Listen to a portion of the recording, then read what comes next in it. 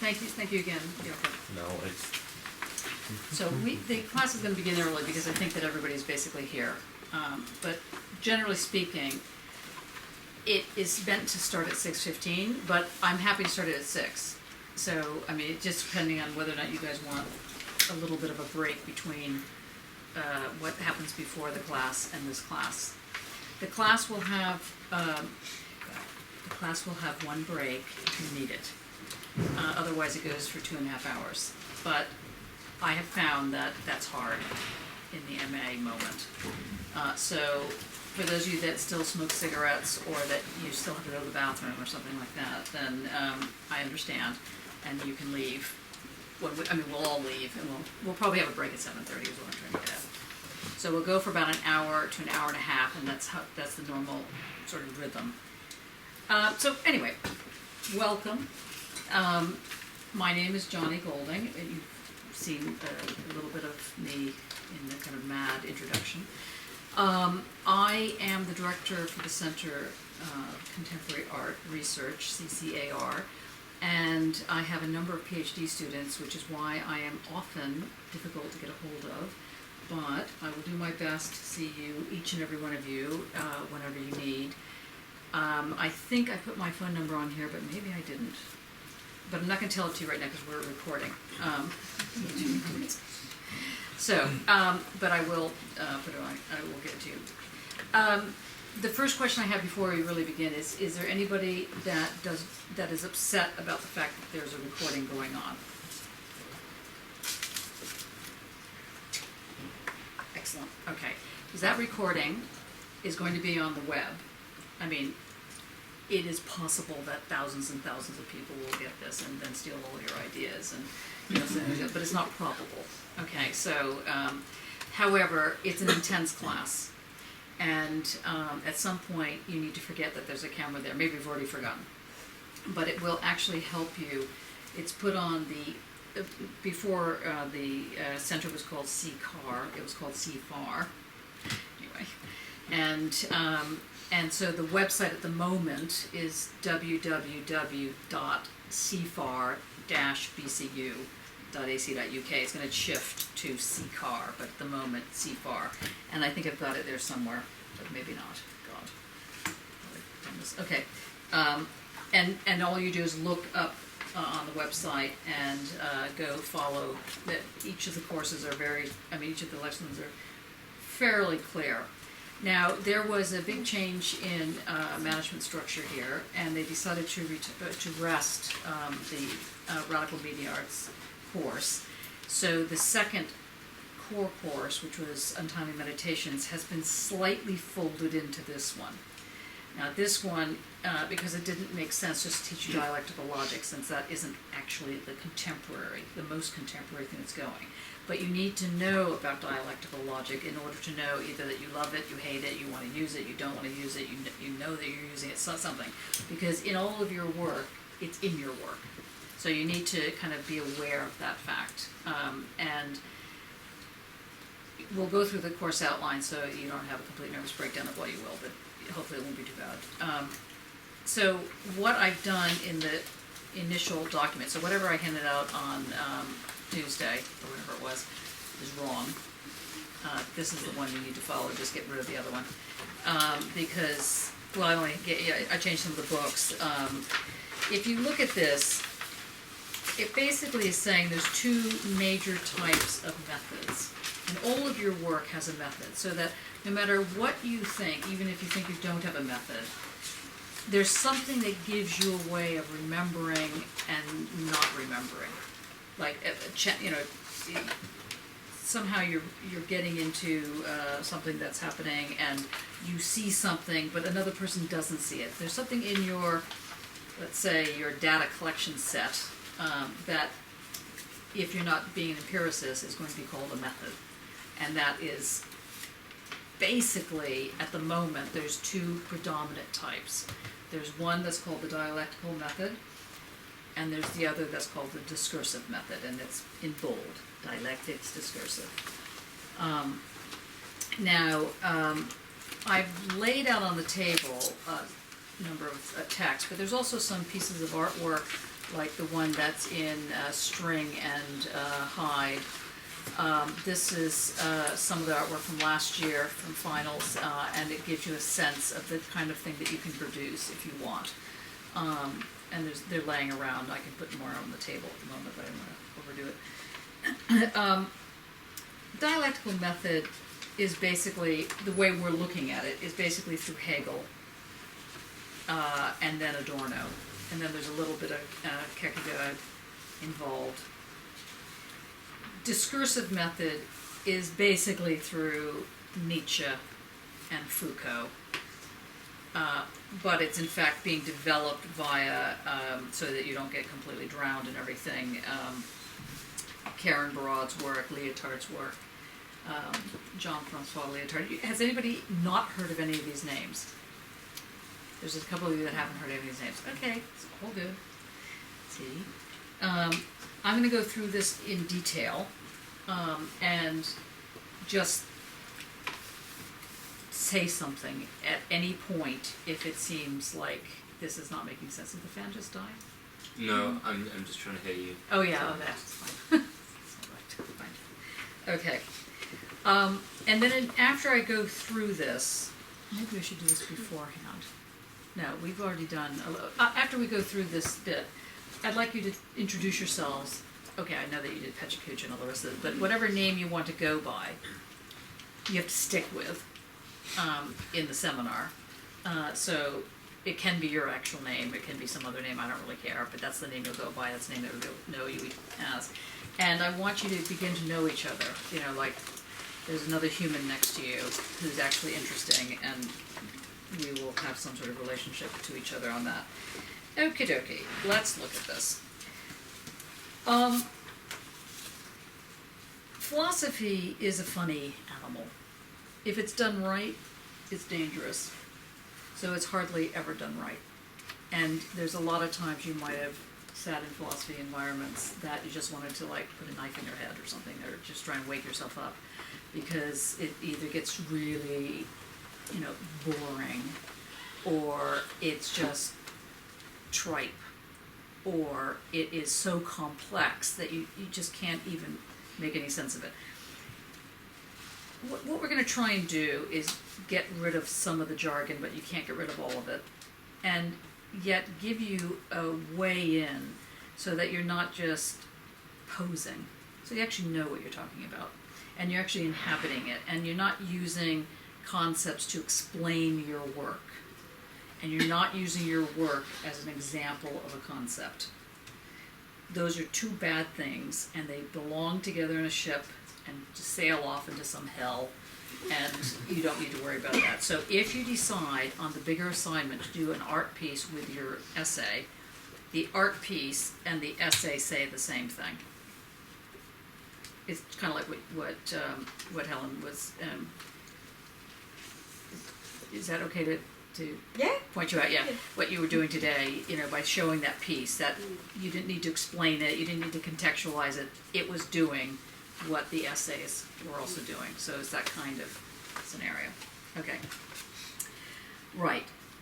Now things like, and I mentioned the question of fascism. I think that this is, I've highlighted this more in the course this time than I have in the past, because I do think that given the current political climate, we are entering a fascist environment, or have entered it, or have been entered into it, and it is not good. So my job as forget it as a philosopher, but as a teacher, and as a person, as a human, you know, I am frightened about what's going on. I think it's completely insane. I mean, this kind of, you know, Brexit arguments, you know, and if they had made arguments around sovereignty, maybe, but, you know, the whole way in which the immigration thing was put, the racism involved with that, and so on and so forth, the way in which Donald Trump is operating, and so on and so forth, it is just absolutely staggering. Now, there are a lot of sensitive issues that are going to be raised as a result in this class. If any of them affect you, let me know, privately, obviously. I can't help you, but I can direct you to people that might be able to help you. Don't keep it to yourself. And, you know, we will be talking about things like death, suicides, racism, the homophobia, all the rest of that kind of thing, because these are intrinsic to the way in which one grasps reality. And sometimes they're not pretty, often they're not pretty. Okay, so, you can read this little bit later. I just wanted to foreground the comments here that I've talked about the question of dialectics, and I've written 4 different types here: idealist, materialist, historical, speculative. Actually, there's 5, but speculative and real are kind of the same group. And, well, they're not really, actually. So there's 5, minimally. But basically, dialectics means the ability to think simultaneously in contradictory fashion. So you think in one direction and at the same time in the other direction, and it's stuck together. Now that is such a terrible, anybody that's a dialectician is probably rolling in their graves, like Hegel, probably like barfing somewhere going, no, that's not what I meant. But just so you can think at the moment that a dialectic is, if you look at this piece of paper, everything on this side is, let's say, a positive, and everything on this side is the opposite. But it doesn't go, like the opposite of this side doesn't go somewhere else. It's contained within the thing. So a contradiction is all that there is and all that there's not stuck together. So this side can't run off somewhere without taking the other side with it. Got it? So as long as you understand that they are going in different directions in a certain sense, that this is, let's say, the top and this is like the bottom, or this is the what was called the thesis and this would be the antithesis, as long as you know that they can't be separated, so you're thinking in dual moments, you get the first taste of the complication of the dialectic. That is like very early taste. That is nothing like what you're going to get in about 20 minutes. Okay, but just hang on to that. Okay, just hang on to the piece of paper, basically. Okay, whereas in the rhizomatic or discursive form, the genealogical form, it's about not having roots at all, not having a ground.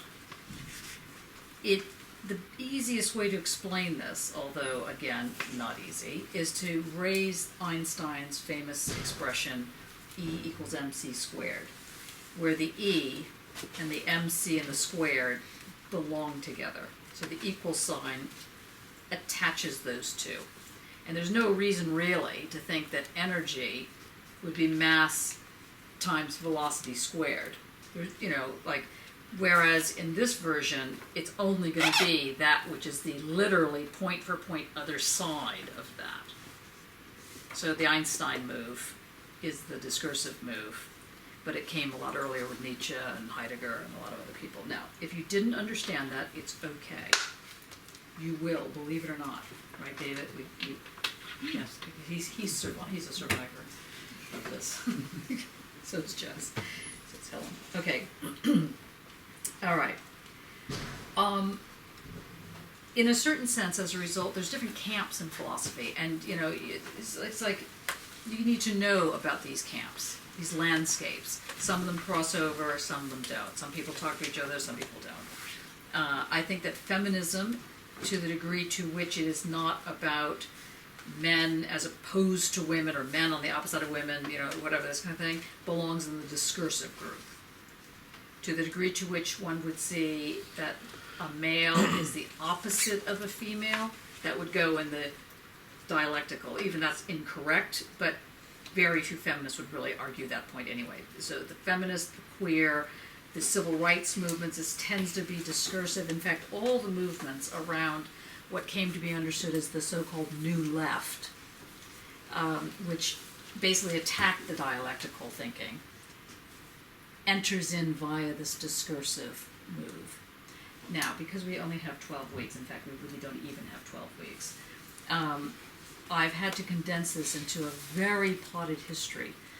And so I've left out huge swathes, which you can secretly find out about when we turn the page, but I'll just get into it. But hopefully, the names that are on the front page are really the main players in the course, even though it says key text on the next page and there's 23 key text. Don't worry. Okay, there's two assessments. One counts, one doesn't count, but you have to do all of them. If you're sitting in, you are expected to at least do the book review. And also, by the way, you are expected to come every week, because we become a laboratory here. And if you don't come, then it's very difficult to, to have that gel. Okay? So we're okay with that. Okay. You can think about it. If you don't want to do it, that's cool. Okay, so the critical review, I used to call it a book review, but I've now decided that people kept thinking it had to be a book that you reviewed, so, clue in the title. So now I'm calling it a critical review. And all you're doing is really thinking about what is this thing, this object, usually a text, it doesn't have to be one, saying. What's the argument? And because this is non-graded, but obviously is going to go some way to helping you think about the course, it makes sense to pick books or to pick texts that are like central. So the Cartesian Doubt, or Kierkegaard's Fear and Trembling, or a section out of the Phenomenology, or something like that, rather than something that's sort of on the interesting but you don't necessarily need it book section, because that could come into your analytic essay side of things. The analytic essay, questions will be handed out on the 18th of November. Actually, that's a lie. They'll be handed out on the Tuesday. The 18th is a Friday. So, I think it's a Friday. Anyway, I'm not sure. Anyway, it'll be handed out after you hand in the book review, but I'm pretty sure that's a Friday. And the book review, by the way, just put in my pigeonhole and CC me a copy of it. The analytic essay is 2,500, 3,000 words, double spaced, properly footnoted, professionally looking, and it's due the first week of January. I'm really sorry I still don't have the date on that. Does anybody know what the date is, the hand-in dates? Great. Okay, and they're really obsessed about handing in on time. So that's the other thing to tell you. Okay, clue here. If you think that you are not going to get this in on time, see me, because we can get a extenuating circumstance for, it just isn't. They've really gotten into this headspace of not giving any leeway for things. So just hand the thing in on time. It's really important. But if you're finding that for whatever reasons, and obviously if you have, the usual reasons of, someone has gotten ill, or there's been, something terrible happened to you or the family or whatever, God forbid, then those will count as, exceptional circumstances. But also, sometimes it just not clicking. That's okay too to talk to me about this. We can figure out a way around that. Okay, so, and I think you now have to put everything in to Turnitin. Is that? I hate Turnitin. I think it's just another irritating thing. Anyway. John, mad. For those applying for extenuating circumstances, there's actually, you have to apply with, I think 2 weeks before the deadline. Oh, do you? Just to point that out, because it might be a sudden thing. If it's sudden, you need to apply and call them, and then have that conversation as well. Okay, so since this is due the first week of January, so 2 weeks beforehand will be like during Christmas. Yeah, that's why I thought, sorry Okay. about that, but it's true. But, so if you find that as you approach Christmas, that you're freaking out, and for whatever reason you don't think you can get this in exactly on time, because you also have everything else due, by the way, and this is a tough course, then apply for extenuating circumstances. It's really okay. There's nothing the matter with that, except that it delays your work, but even that's not a tragedy. Okay, all clear? Any questions on that? Turning to page 2. Okay.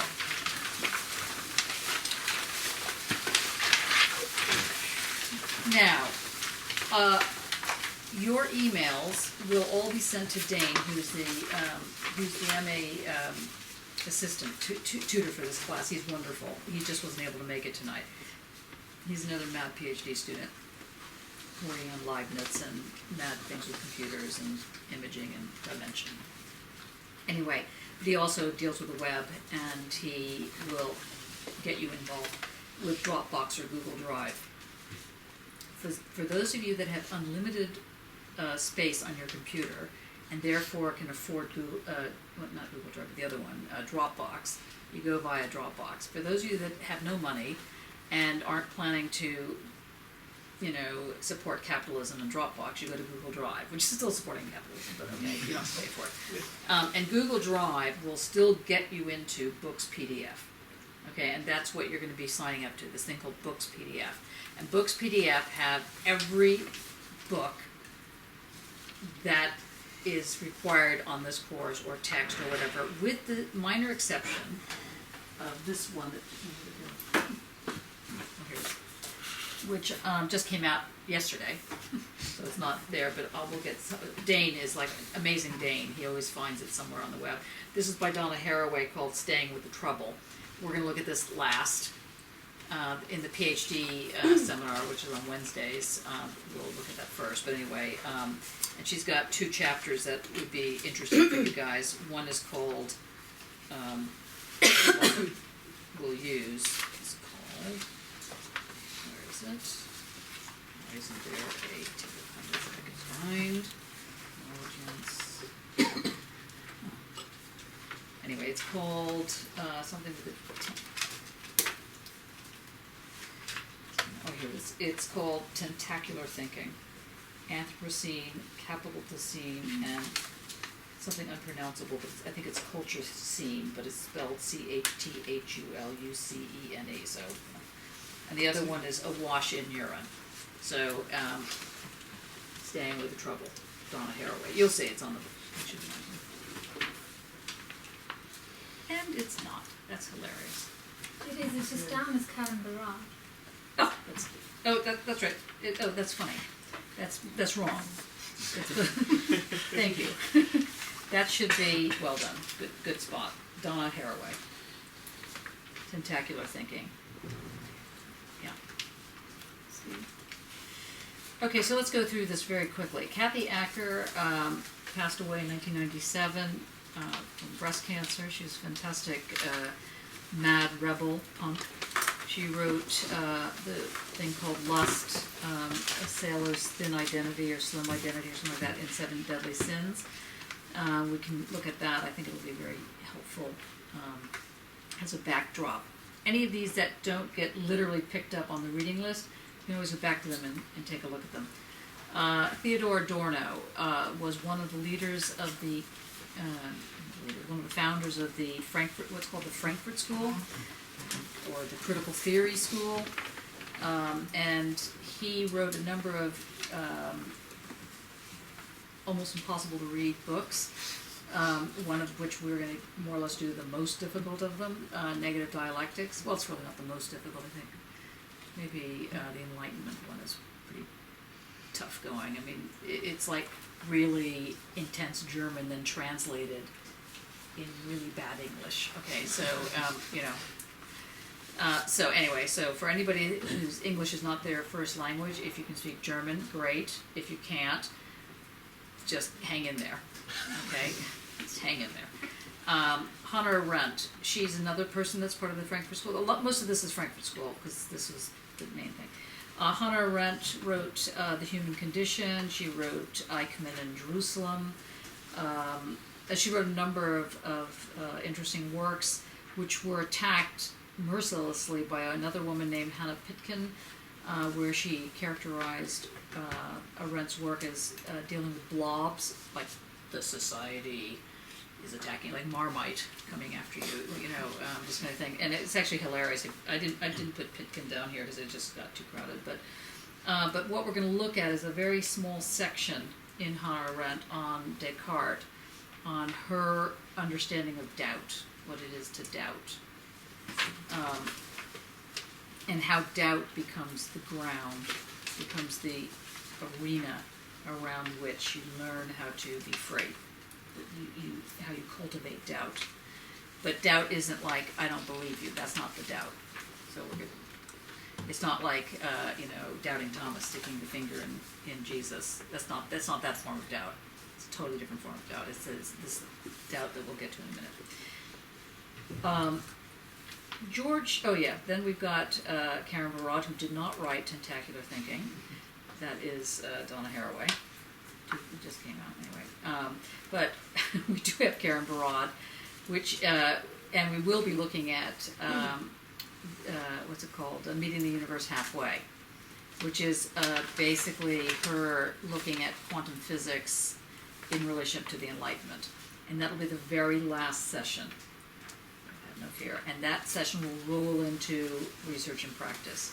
So anyone that was originally signed up for media arts, radical media arts philosophy, that part of the course that was going to be untimely meditation will be in research and practice, so everyone will be tortured, because that is the core course for the entire thing, entire group anyway. But you'll get a little taster on that. Then we have George Bataille, The Dead Men. Really fun. Does anybody remember reading it last year? What was your thinking about The Dead I Men? loved it. It was great. Crazy. Yeah. Yeah. Fantastic. There's a really good film. Oh, is there? I can't remember. Made in the early '80s. American experimental filmmaker. I'll send you the link. It's Okay. even crazier. Okay, well, Right. we'll all be on one big email list. I'm not sure what we'll call ourselves. Maybe we'll call ourselves Radical Mad or, Rad Mads or something like that. I don't know. We'll come up with the name. And so that'll be our group name, and so just send it around to everybody. Don't feel like you can't do that. But anyway, The Dead Man is. It has 26 chapters in it, and it's about, I think, 14 pages long. So it starts out like, Mary was holding. What's his name? Who died? I think It's he's not just called the George. Dead Man. Is he just called I the think Dead he's Man? just the Dead Man. Yeah, maybe it is. And she's naked, and then she starts to play with herself, and then she gets all upset, and she gets, and she goes into this tavern, and she starts basically taunting the people, and they can start calling her a whore, but then anyway, it's just, I think that if anybody had the energy to make a good film out of this, before you see that one, it'd be very, very quite interesting. It's really quite, it's quite moving. It's amazing. Walter Benjamin, The Task of the Translator. One of the arguments that Benjamin puts forward, he's also part of the Frankfurt School. Benjamin was Adorno's student. He was doing his PhD with Adorno, and Adorno was very formal, and he was called, he liked to be called Professor Adorno, and Benjamin hated formality and used to always call him Teddy, which irritated Adorno. And the sad story is that Walter Benjamin, well, all the people were fleeing from Frankfurt, and Adorno and Horkheimer made it to New York, and they started a thing called the New School, which you might have heard of, the New School for Social Research. And Benjamin was trying to get a job there, and in Germany, to do your PhD, you get your PhD, but then you have to do a thing called a habilitation, which is like it's like the publication of your thesis anyway. And he asked Adorno if he could bring him over, and Adorno told him he really didn't like his work, and he was killed by the Nazis. He suicide. Yeah, so Adorno never forgave himself for that, and that is correct. Okay, but this is the true story, or this is the real story, or anyway, one of the real stories behind what goes on in philosophy and, thinking in life. And by the way, if you do decide to stay as an artist, it's a tough life.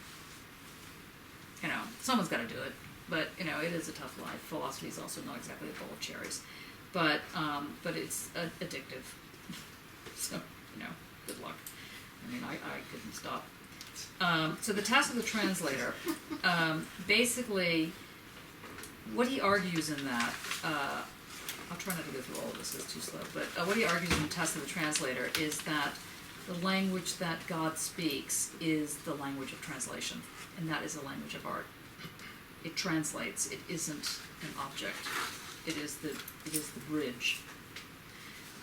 Unpacking my library is really fabulous for any of you that have been moving a lot or even at all and still have books or albums or whatever. How do you organize them on your shelf? How do you actually do it? Do you do it by color, by size? Are you, like you can see my OCD kicking in there with the lined up things and the colors going a certain way.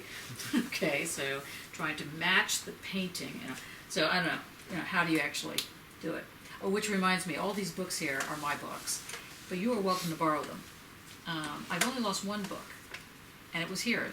BCU. I used to never lose any books. I was like totally annoyed about this. I used to have Umberto Eco, How to Write a Thesis, outside on that chair, and someone took it. It wasn't that long ago. I know. That was out there for a whole year before it got taken. I know. It got taken over the summer. I mean, in a certain sense, I'm kind of glad if you're going to steal something, you steal the book, you know, rather than the chair. But you know, that's kind of a good thing. But I, you know, still anyway. But so you just sign them out, and you know, I'll explain that later when you want. Okay, on Arcade's project was the thing that he was sending to Adorno that Adorno hated. You'll see it's very similar to, well, not very similar, but it's got kind of the same framework as Deleuze and Guattari's 1,000 Plateaus. It's got little sections in it. Then we have Deleuze and Guattari, the Rhizome, which is 8 pages long and 1,000 Plateaus. We're just not going to have time to really go into it. That'll be part of research and practice. We have Descartes, the Meditations, which basically is the meditation on doubt and the meditation on I think, therefore I am. Cogito, ergo sum. And by the way, you'll pick up a little bit of Latin, always good for Scrabble.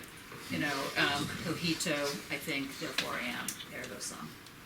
E-R-G-O sum. Oh, but, and also, I am from New York, and I talk fast. So, if you don't understand, and also there's some people in the room that don't speak American, and so if you can't understand what I'm saying, do something. You know, I mean, you know, like energy. Okay, then we've got Jacques Derrida. Now, Derrida, you know, is obviously very famous, and he writes many things, The Gift of Death being a very tiny thing, but it's on Kierkegaard, which is why we're looking at it, because Derrida doesn't normally go in the dialectical camp. So he's just there for that particular piece. Foucault wrote What is the Enlightenment? He's basically commenting on Immanuel Kant's original piece, What is the Enlightenment? Obviously a shortage of titles.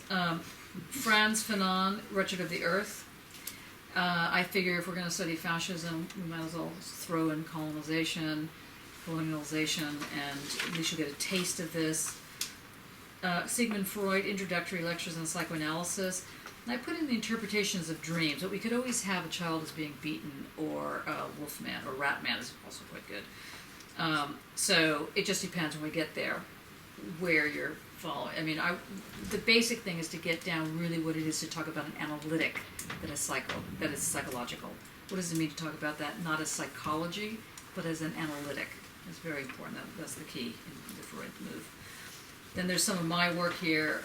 I used to go by Sue Golding. I still do on immigration things, but I was a drummer. I like Johnny. There I was working on this piece where I went to South Africa on the Truth and Reconciliation scenario on revenge, and I was looking up this thing about revenge, and Philo de Alexandria was answering the question, what language does God speak? And there was a big debate in Babylonian time. They're quite wild on this. And did God speak Greek? Did God speak Latin? Did God speak Hebrew? And everybody had their positions. And Philo de Alexandria said that God spoke the language of translation. So see where Benjamin gets it. So I stole that, and so my nickname became Johnny DePhilo. So if you see that anywhere, that's where that comes from. Johnny I just liked. I mean, then the whole transgender thing happened, which I have great respect for, but it wasn't what I was doing. So then we had a whole nother problem because everybody kept saying, oh, you're finally coming out as a man. I was like, no, you're coming out as a drummer. I'm sorry. Anyway, so that's where Johnny comes from. So I started just publishing under Johnny because then it really upset people. And I really got into that. You know, it was just fantastic. You're Johnny? Yes. I am. I just called you sir. That's fine. I'm okay with that. Yeah. You can call me sir. In fact, I hate being called ladies. You know, like when you're in a restaurant and you're with another woman, and they go, what would you ladies like? And I always say, the first thing I'd like is not to be called lady. He goes, well, what do I call you? I said, you can call me doctor. Well, how do I know you're a doctor? Well, how do you know I'm a lady? Just call everybody a doctor. You know, that solves it, you know? Anyway, we got a big fight. We got thrown out. You're not a lady. Okay, so base superstructure, gramsci, democratic thought, curiosity. Okay, and then there's fractal philosophy, so that you'll see that's all on Dropbox. And then Hegel, Phenomenology of Spirit, Miller translation only. There are far better translations than the Miller translation, but in order to avoid massive confusion, let's stick with the one that everyone has the most access to. You can always go to other ones if you think that it makes it sound better or says it better or whatever. Homer, King Nestor remembers. The great thing about King Nestor remembering is that Thrasymachus comes up to him and says, you know, you knew my father in battle, and I never met him, and I need to know, did he die as a hero or did he die as a coward? So King Nestor, of course, makes this up. He doesn't remember the guy at all. And he just tells him, your father was a hero, and this is what he did. And a number of people around that know it's a myth, but Thrasymachus is able to carry on. And so the question is, what happens with what you remember is not only not true, but is necessary in order to create a future. And we'll keep going back to that question of memory. Now, where are we now? Bell hooks. Oh, we didn't put her work in there. Okay, anything by bell hooks. I'm so sorry about that. I say that. Bell hooks is a fantastic feminist writer involved with civil rights. Died recently. I met her many years ago, and she said, I want to give you some advice. If you want to start publishing and make it really big in publishing, don't go to the big publishing houses. Go to a little publishing house where they really want your work and make them your publisher, and you'll make it. That's what and it was like fantastic. She was this huge audience, you know, and anyway, it was great. Anyway, I'm sorry about that.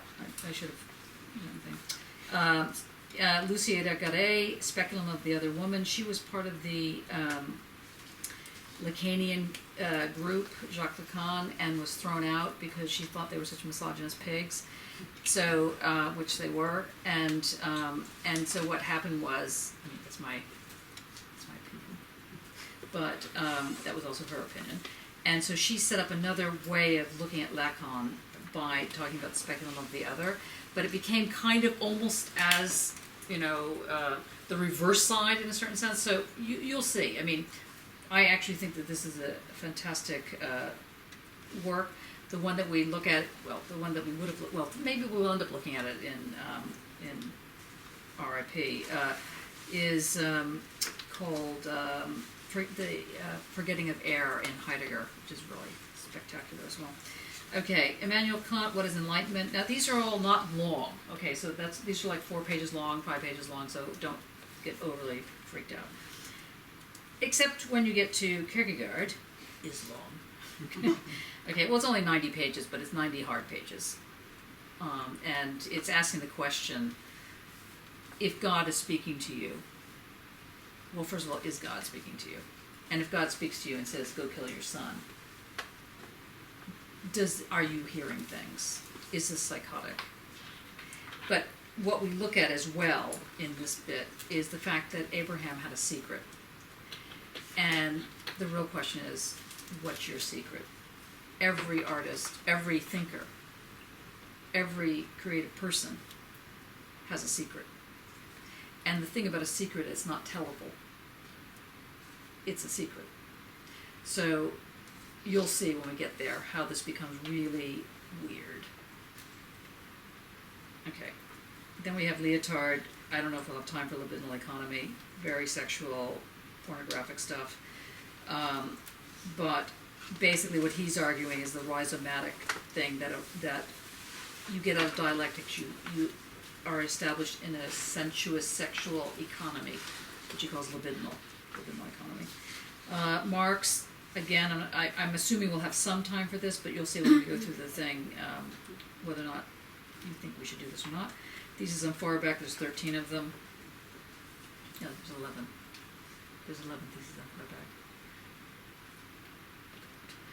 And then there's also preface to the critique of political economy, which is like 2 pages long. Nietzsche, Why Am I So Wise? We're just looking at fragments. I mean, I just can't bear not having Nietzsche on here. I mean, he writes things like, why am I so wise? Why do I write great books? So I just love him. It's like, if you're ever depressed, buy Ecce Homo or Human All Too Human and put it in the loo.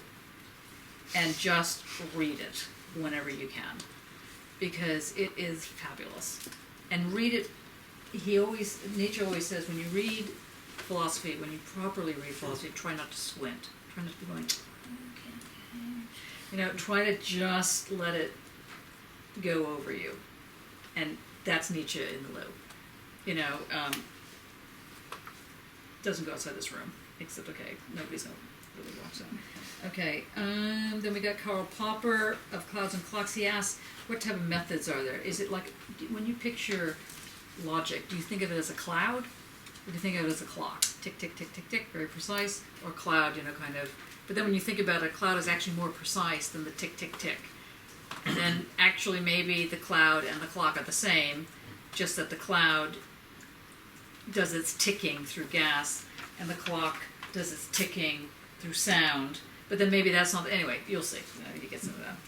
Art Spiegelman, Mouse, My Father Bleeds History. This is a graphic book, comic book, where the Germans are portrayed as cats, I think, and the Americans are dogs. Is that right? And Yeah. and then the Jews are the mice. It's quite incredible. It won the Pulitzer Prize, actually. And then there's Isle Weisman, which we'll start off with, The Least of All Possible Evils.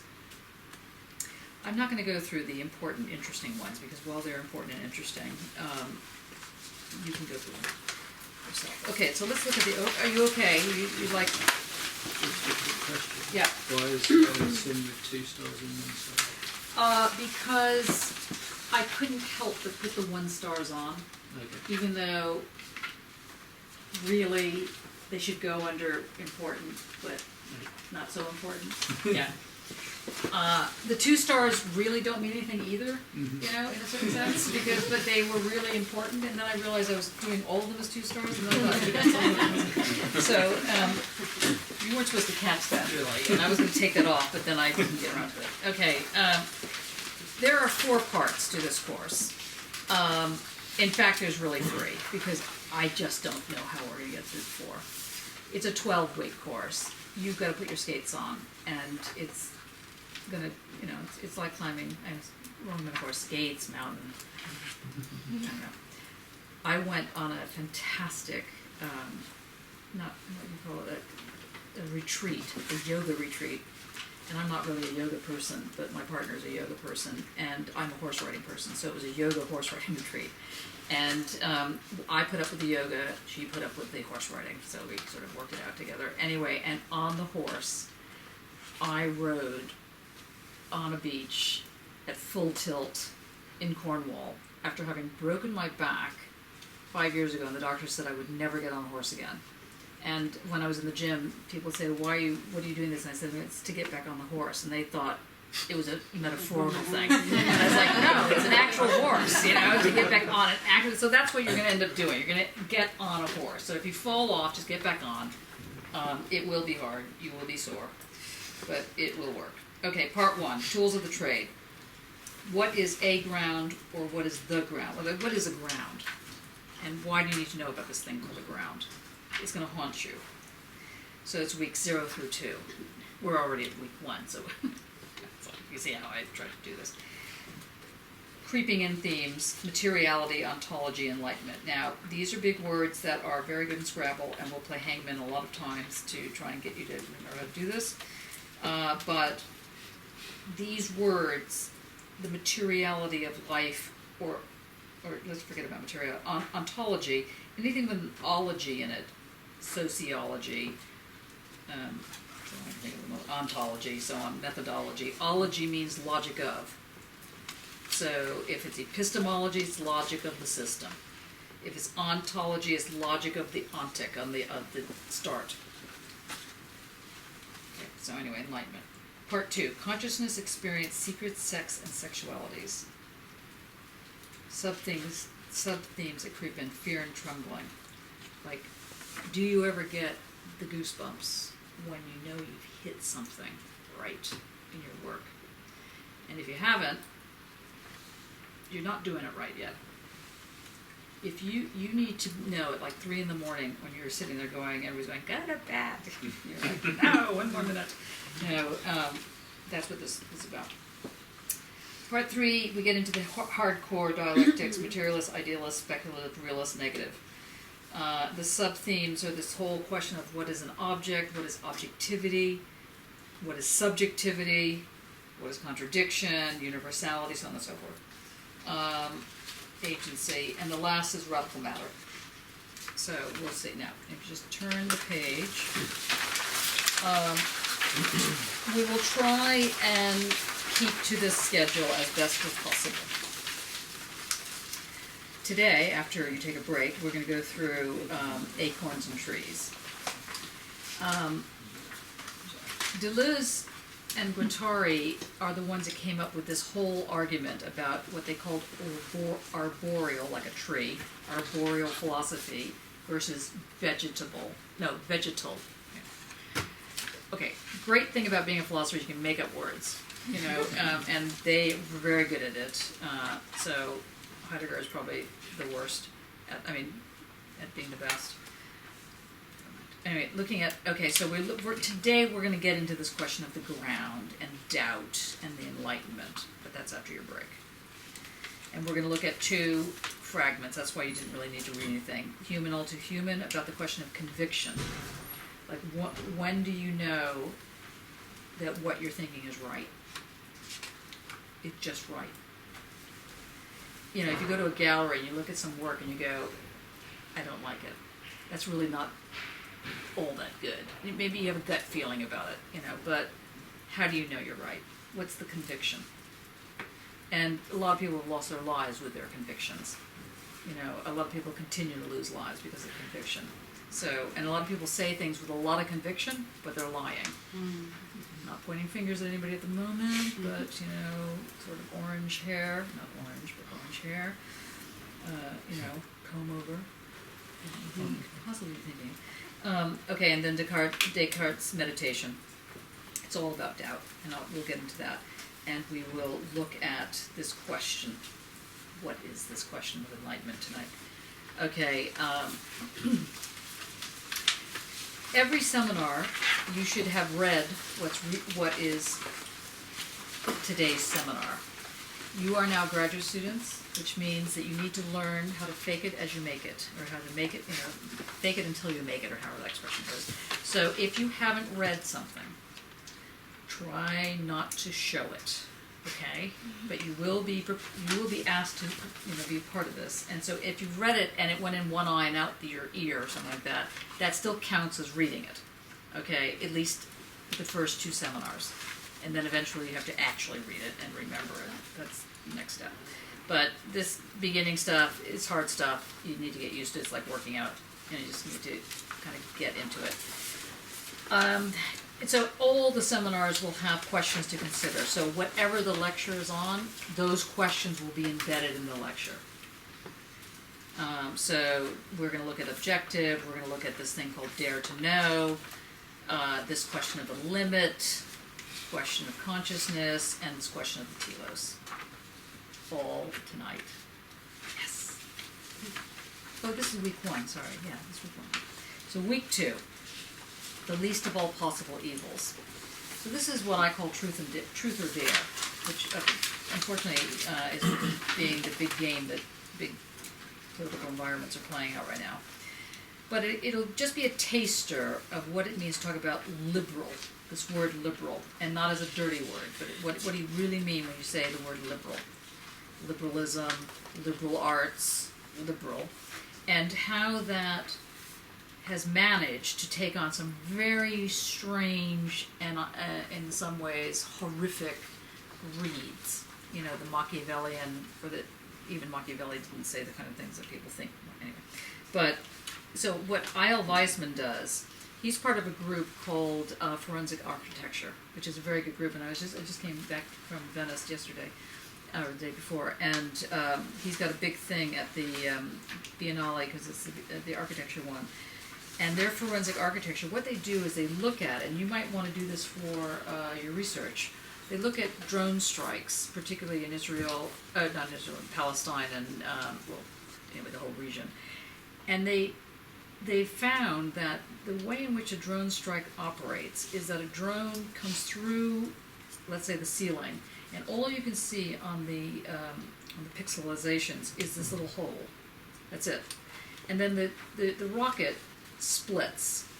And so by reverse looking at the pattern of the split, they can tell if there were people in the room that were killed, where the blood is spattered and stuff like this. So he's written many books. The one we're looking at is The Least of All Possible Evils, and what he's basically saying is even someone like Hannah Arendt is responsible for this kind of attitude of saying, well, what can you do? This is the least of all possible evils. You got to drop the drone things. It's better to have drones and have our own men and women going in and getting killed, or it's like wait a second, it's like roll back. Let's think about this. And so he actually looks at, and we'll see that from the reading, formulas that the military have.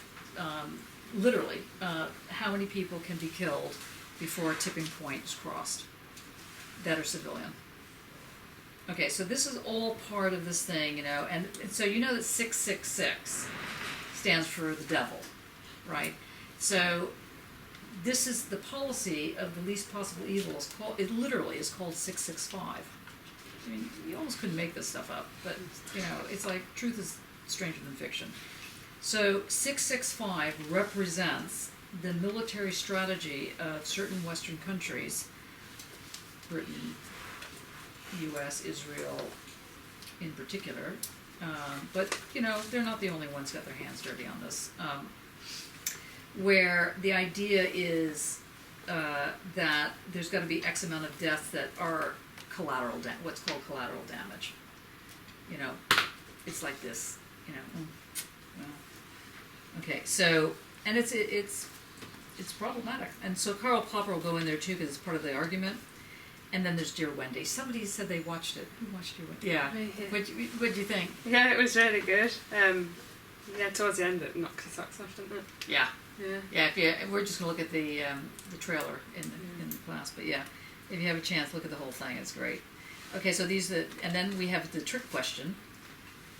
And by the way, on the analytic essays or things like this, where it's just either trick question or bonus question, it doesn't mean that I'm really trying to trick you. It just means, here's something coming at a totally different way in. If it says bonus question, doesn't mean you're going to get bonus points. It just means, I thought of another question here. Part 2, consciousness, experience, secret, sex, sexualities, sex, drugs, rock and roll, fear and trembling. Okay, here we get into the question of the secrets. The first secret is having to do with the voice. Somebody was doing their work on non-representational imaging, in photography and sound. This comes into this, and how you look at the question of the tremble as a feature of your artwork. What is this trembling?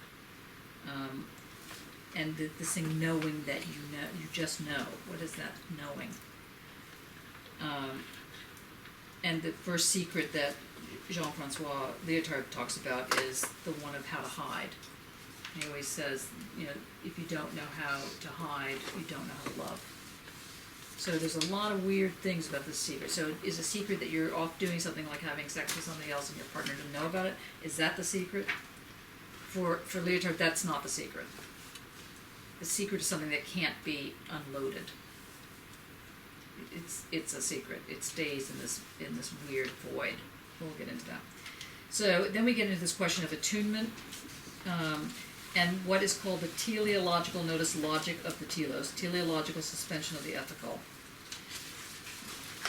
Don't even worry that you don't know what that means.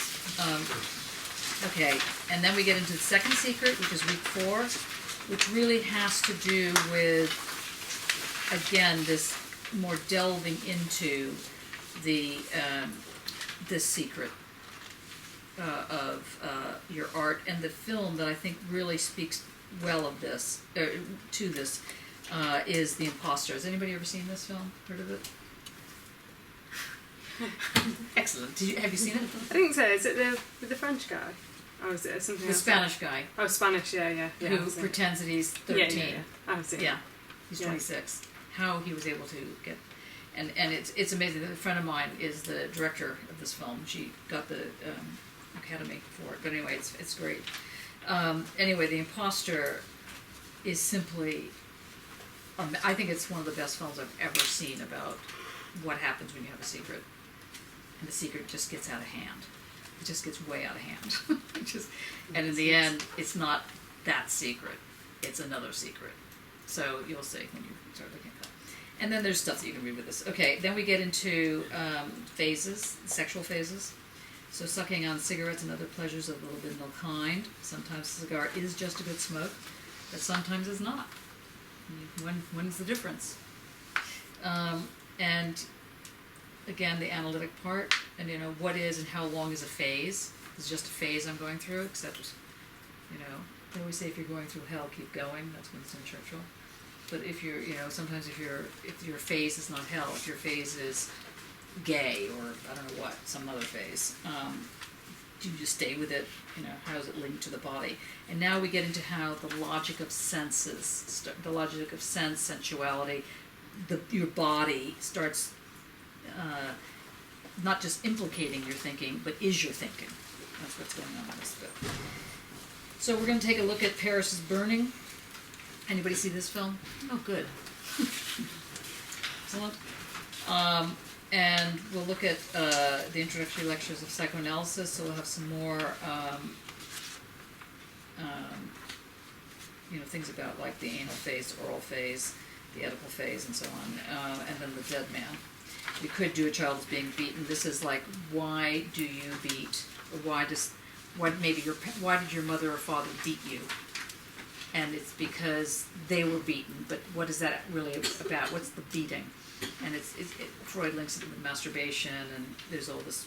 Anyway, Ratman is a guy who came in and he dreams that every time he goes to sleep, rats are crawling up his anus.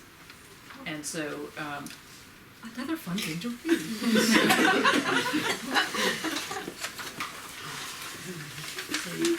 See, Freud was on coke most of the time that he was writing.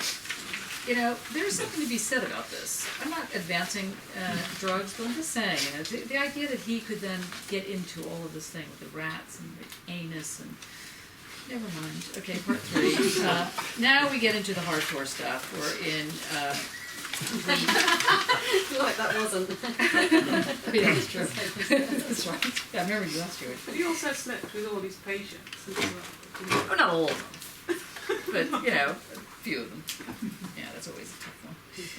Yeah, I'll tell you. Anyway, Kierkegaard, what's his name? Kant was a racist. He was an, it's like... Totally?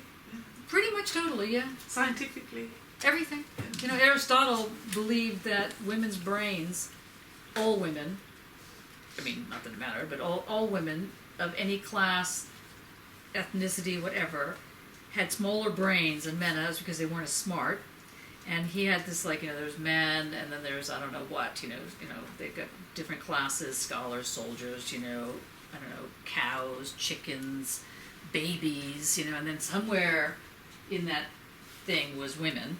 And it always amazes me that people think that Aristotle, to this day, is still fabulous. And I someone said to me, well, why are you teaching this person, Heidegger is a fascist, or the other one, half of them. So, actually, there's very few people that don't have very serious issues.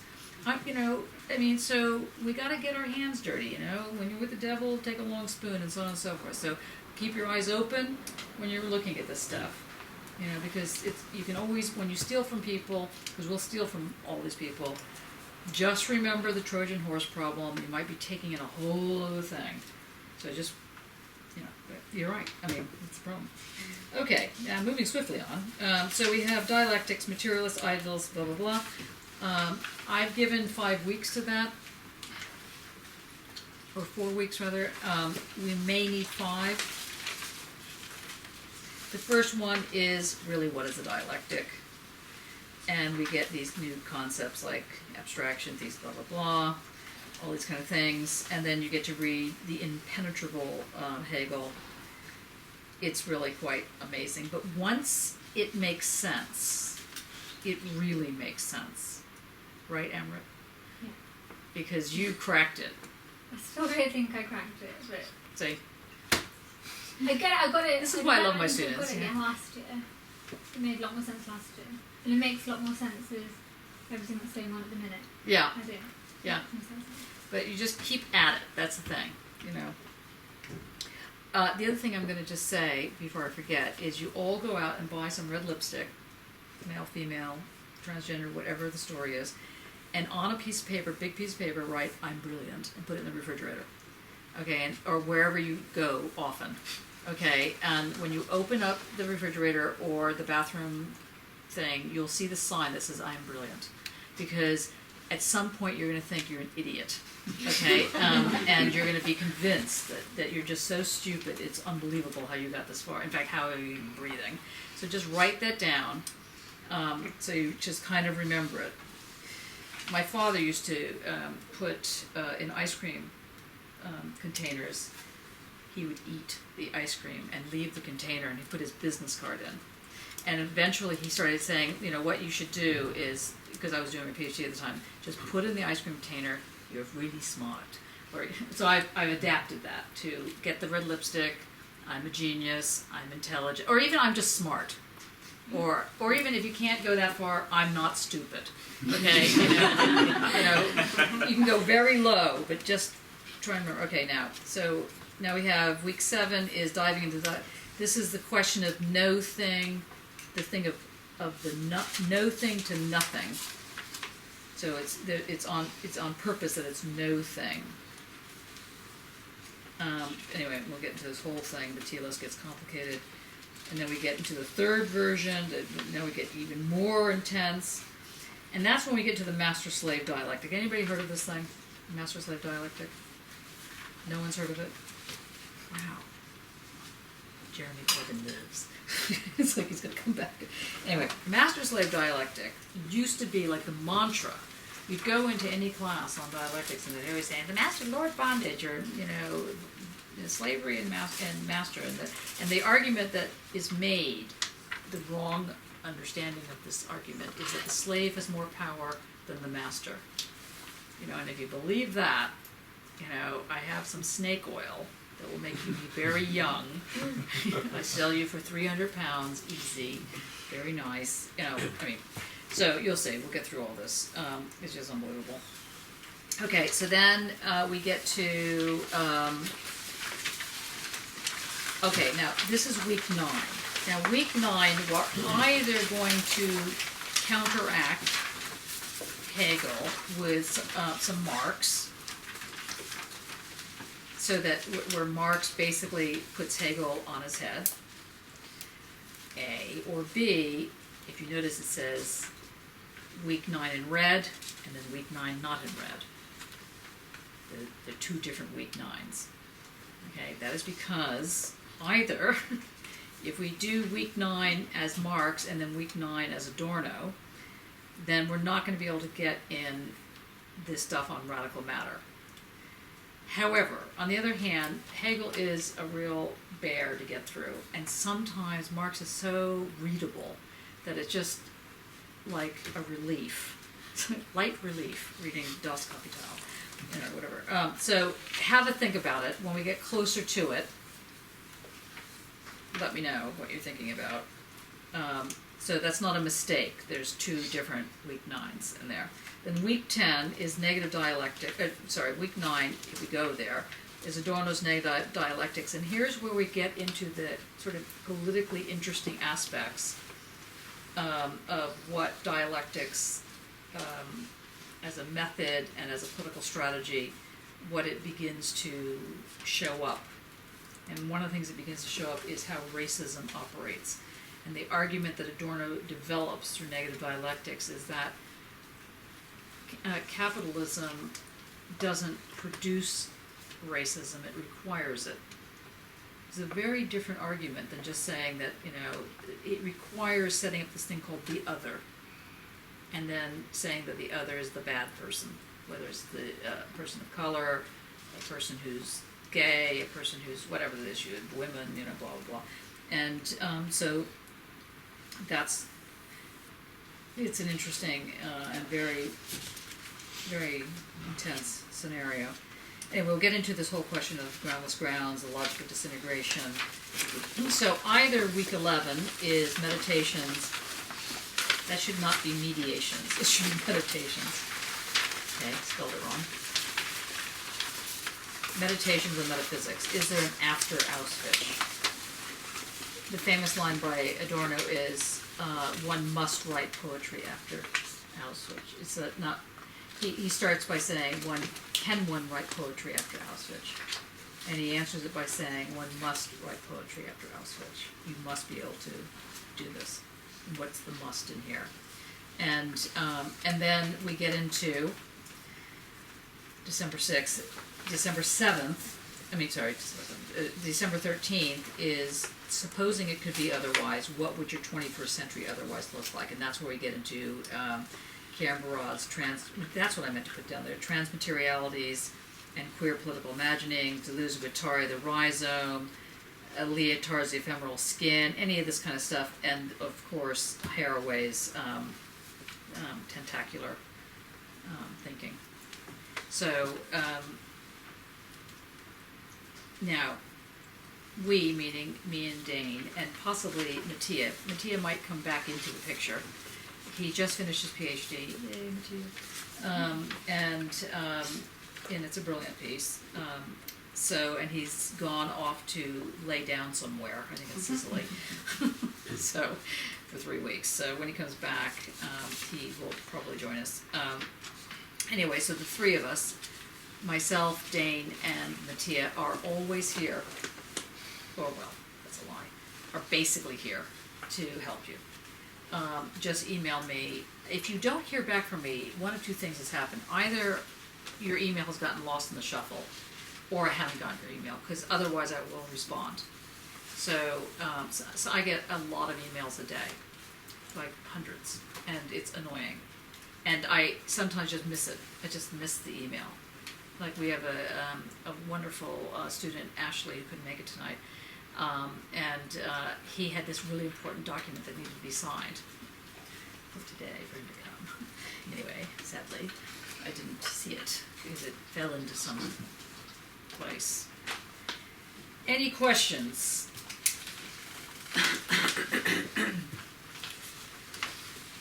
No questions? Question. Is there any space for Jung in any of this? Nope. Okay. So I think that Jung is very important in terms of collective consciousness and so on. And I know that you're into the Jungian move, and you could bring it in on your analytic work if you wanted to.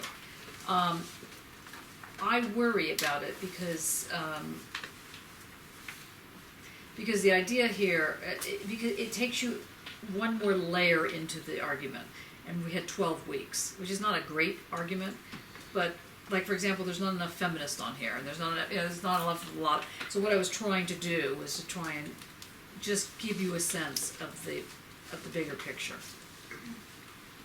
But if you can figure out where we can put Jung, I'm willing to run with it. well, I was thinking of the anti-hero because you mentioned the capitalism and the division.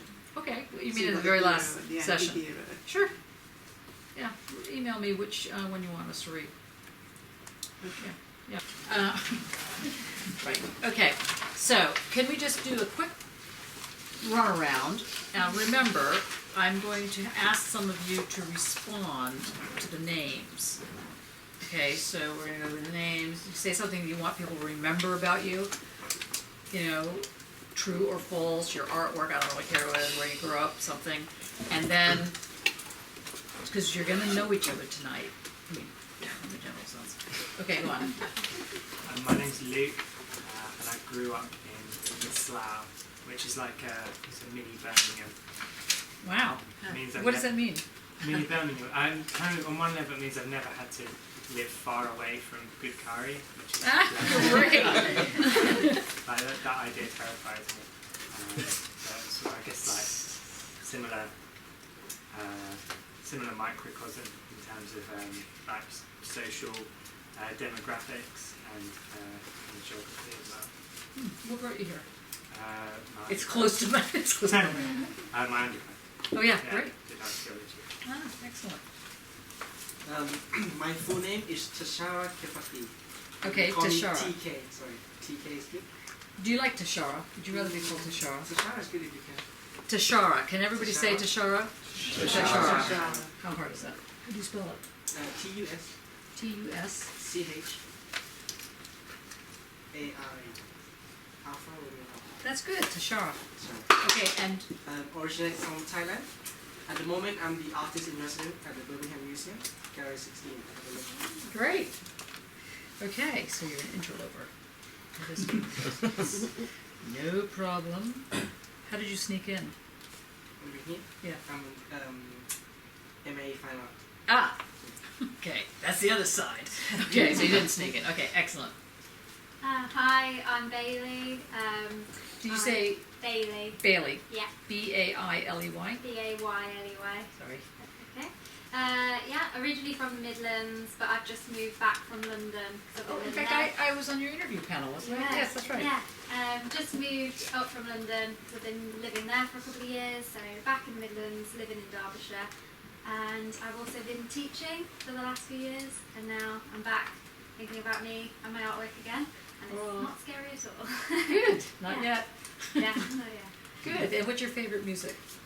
Music. I like actual music from the 50s and early 60s, and I also like rock music too. Yes. Narrowing it down. Yes, right. Well done. Yeah. No, that's good. That's good. Bailey. Okay. Okay. Now, who would like to recite the names? Can anybody say the names, David? Bailey and I can't remember the other one. My apologies. What do you mean the other one? There's only two. The other one. Luke, Tashara, Bailey. Tashara. That's what I was trying to think of. Thank you. Nice name. Good. Okay. My name's Caroline, and I fine art. First artwork I ever did was a painting of Prince Charles when he was invested, and When he was infested. invested. So what was he infested with? Great. It was a long time ago. I was 5 at the time, and I got a gold star. Wow. So hey, that's why I'm here. Wow. So it ruined you for life, did it? That's Yeah. great. Excellent. Excellent. Okay. I'm Jonathan. And you spell your name differently then? Yeah, Jonathon. And why do you spell it that way? That's the way it was given to me. My mother claims it's something to do with Irishness and heritage, Uh-huh. and I'm quite convinced it's just a way to inconvenience her son, make him think about the rest of his life, and it's really an ego thing. And it's hilarious. I can understand that. So what would you like, apart from the fact that your mother has inconvenienced you, which does happen, what else would you like people to know about you? I don't know, I'm drawing a blank on that one. Okay, but then we're going to ask your favorite food. Okay. I'm really bad at this. sort of Savory thing. or sweet? Depends on the occasion. each case on its merits, I guess. Bloody hell. Okay. Hi, I'm Mark, and I'm a musician and sound designer. That's what I like to do in my spare time, and in the time In fact, it's all not your spare time. time. Yeah. Yeah, it takes up all my time. What else do you want to know about me? My favourite food? What would you like to know any about? What would you like to questions? know about Mark? Okay. He has a great car. Yeah, it's brand new. It's great. It's Yeah. really fast. Yeah, I saw that car. It's Yeah. quite good. Is that from your music? No, I wish. You just stole it. No, it's just called finance, so I don't own it. Just called finance. Borrow it from Great. the bank. Yeah, that's all good. That's all Yeah, good. Impulse buys, that's just what happens, isn't it? You drive past somewhere, you go, well, this car's rubbish, this car's a lot better. I'm with you on that. Yes. Mm. I'm Matt. I was born in this country, but I grew up in Southern California. Oh, right. Where? Irvine? Irvine. Wow. Yeah, for my sins. Yeah. And what brought you back here? Sanity. Adventure. Yeah. Yeah, my parents moved back. I just thought it would be a good. I mean, I was 11 when I moved to the States, so I couldn't really remember it, but it did just seem like an adventure. So. Great. And are you finding it an adventure? Yeah. Wow, that was Still. convincing. Huh. Okay, and what type of work do you do? You mean professionally or art-wise? See, these aren't really meant as trick questions. It's meant as, art-wise, I guess. It tends to be sculptural, but I'm open to new experiences. So. Good. Okay, can you tell everybody's name? When you said job, I was thinking I taught and I also lecture, and that's my biggest problem, remembering students' names. So Okay, not key. a chance. What you do is you draw the table. I notice that drawing is not my forte. Anyway, people's names. Okay, anybody? Can anybody do the names? Yeah. Okay, go ahead, Mark. Matt, Tashira, Bailey, Caroline, Jonathan, Mark. Should know that Do one. I? Yeah. Matt. Wait, Luke. Luke. Yeah, Luke, Tashira, Bailey, Caroline. you called him Matt. Bible names. That's right, Bible names. Wow. Yeah, wait till we get to Kierkegaard. Are you not Matt? Yeah. Yeah, I went that That's way right. around. Oh, sorry. Okay. My name's Claudette Holmes, and I started out in photography.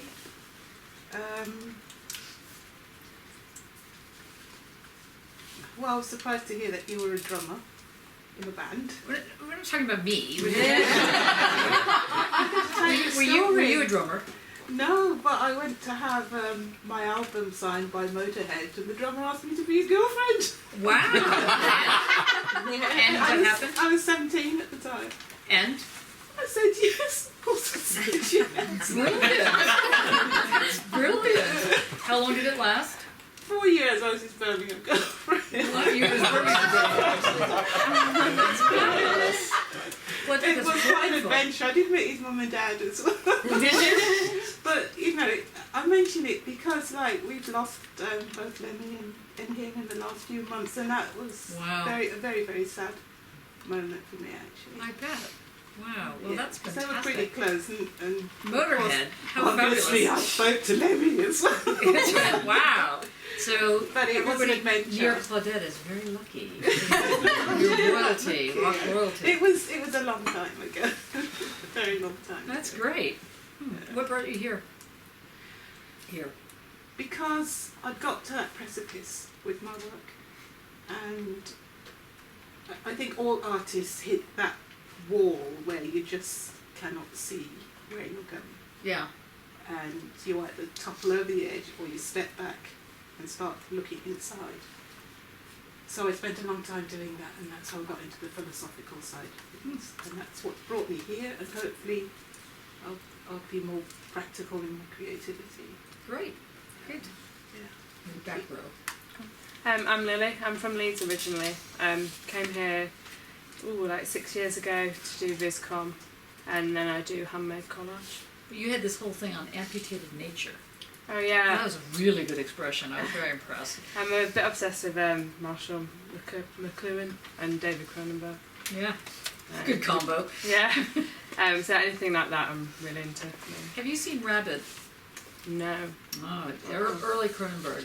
Oh, okay. Really great. It's it's where there's this sort of planned community, and there's this sort of thing that looks like a cross between a large sperm and a cockroach. Okay. And you can only pass it by kissing. It's really hideous, but anyway. And you have to end up kissing people, and so everybody ends up having sex with everybody in this place, and they end up in this huge pool. That is the entire film. It's like spoiler alert. However, if you want to see how badly made 50s films, because there's really kind of like a 50s kind of thing, you have to go see Rabbit. Okay, yeah. Yes. Yeah, the gore in all those kind of films is absolutely hilarious. Like, Yeah. have you seen Scanners? Yeah. Yeah. I know, it's sad. I know, but then what happens is you think to yourself, you're walking in the street and you go, this would make a perfect horror film. You know, and you think, don't go there. Okay, thanks, Lily. Hi, I'm Tom. I've been called Steve or Sorry? Dickhead recently. That's a good one. You can call me whatever. Would you like to be called Steve? Steve's fine, yeah. Or Tom, whichever. There we go. Whichever you remember. I'm a musical background. I'm a trained musician. Did my undergrad degree in Sheffield and Lancaster. But then Lancaster kicked all the musicians out, so I left. That was sad. Yeah. And Yeah. what type of music? I was in jazz and classical mostly, and then in my last year I got really interested in Israeli jazz and the socio-political aspects of all that, Great. and music and humour. So I'm hoping to look at art and humour, where it is concentrated on whether music can be funny, which it can be, like Tim Minchin and Bo Burnham and that kind of thing, but can visual art be funny as well? I'm hoping to touch on that at some point. We have a PhD student who's working on queering the tableau, the art tableau. In fact, the thing behind you is one of her works. And she has a whole sense, she brings in the comic side of it.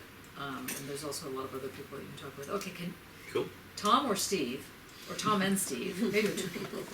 Maybe that's the problem, yeah. Maybe you are your own twin, you know. That would be, we're back on horror film thing. See, yeah. Yeah. You know, just go right back to that, right? Can you say the names? No. No. Good. Can anybody say the names? Wow. I think I got Luke right at the beginning. Yeah, that's right. Good, Luke. We've got Bailey, I remember that one. Matt. Lily, I've met already. What about the T? Tashana, or not Tashana. Tashara, very good. Tashara, not Tashara. That's terrible. my name sometime, No, I think Tashara is very funny. Now everybody's going to remember it this way. You know? Sorry. Tom and Steve.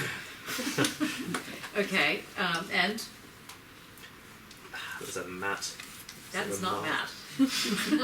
Caroline. Caroline, good. Yeah. And what about the person? Bailey. Bailey, very Yeah. good. Like the drink. Yeah, I do actually, yeah. Yeah, good. See, we already learned that about you as well. Okay. Where are we now? Jonathan, with the glasses. Mark. Yes. Matt. Yes. Claudette. Yes. And who are you sitting next to? Lily. Yay! Well done. Okay. Just needed prompting, that's all. Jez Dolan, I'm here because I'm a second year, so I thought I'd come back. What else? What's your most interesting dinner you've been at recently? Nothing. That you can tell people about. That's more awkward, really. There's one where a very good friend of mine referred to quite a famous actress whose daughter was in the room as a cunt. That didn't go down well, really. No, I can see that. Yeah, that could really be very difficult. Bad. Bad. Yes. Did he know that it was the actress's daughter? Or is it like Yes. Notting Hill kind of situation? No, he did by then. So He it was a didn't little initially. bit He did. provocative. Yeah. Well, that sounds like a fun dinner party. He finished, and they come from a quite well-known Jewish family, and he finished the conversation with, "Isn't Israel a marvellous country?" So it kind of went a bit downhill. Yeah, that sounds like a very bad evening. It was epic. Yeah, so you're backing out slowly, wiping your fingerprints off. No, I was roaring hysterically. Yes, but that's Jez. Okay, no, Jez. Okay. I'm Laura Onions. I'm a second year student as well, but from arts and education practice. I don't know. One thing many people ask when I say my name's Laura Onions is, "Oh, what do your family do?" Where's onions come from? And it's The yeah, ground. I have no idea. Yeah. Yeah. We're probably onion sellers at some point. That would be a guess. That probably. Yeah. You know. Do you mind having that as your last name?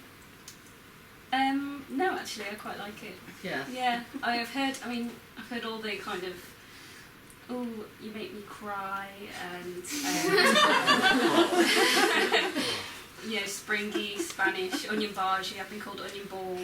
I don't really know what that means. But yeah, if you can think of some new ones, that would be really refreshing. Take a wild guess. I bet you I can figure that one out. Yeah. Yeah. That's great. Good. Thank you for sharing. Okay, now let's go back. Yeah. Hi, I'm Helen Osborne. I'm originally from Bexley, which is in Kent, near South East London. And I moved up many years ago to be with my husband, who I met on a Club 1830 holiday in Ibiza. Wow. It's very classy. And how did you meet him? Well, my friend got together. I was drunk, she was drunk. He was drunk. Sort of, yeah. We were all drunk. See, you and Claudette, I can see this. Yeah, we've got the same pulling technique, obviously. My best friend met his best friend, and they got together, and then we got together. And then they split up, and we stayed together. Excellent. Okay. Any questions? Do you want to take a go at everybody's names?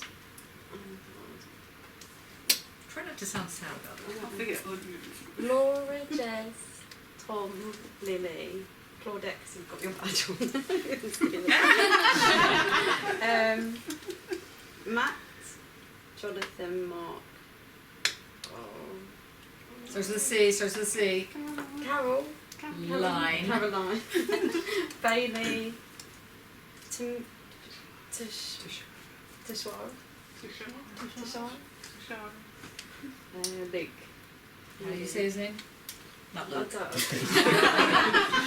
Tashara. Yeah. Good.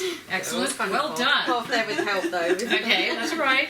Group help was fine. So my name's Amrit. I'm a second year as well, and all this nationalism that's rising, I think it's really interesting to see it happen. Not that I want it to happen, I just think it's interesting. And I think it's just crazy that Donald Trump can get away with saying something like, I know words, I have all the words.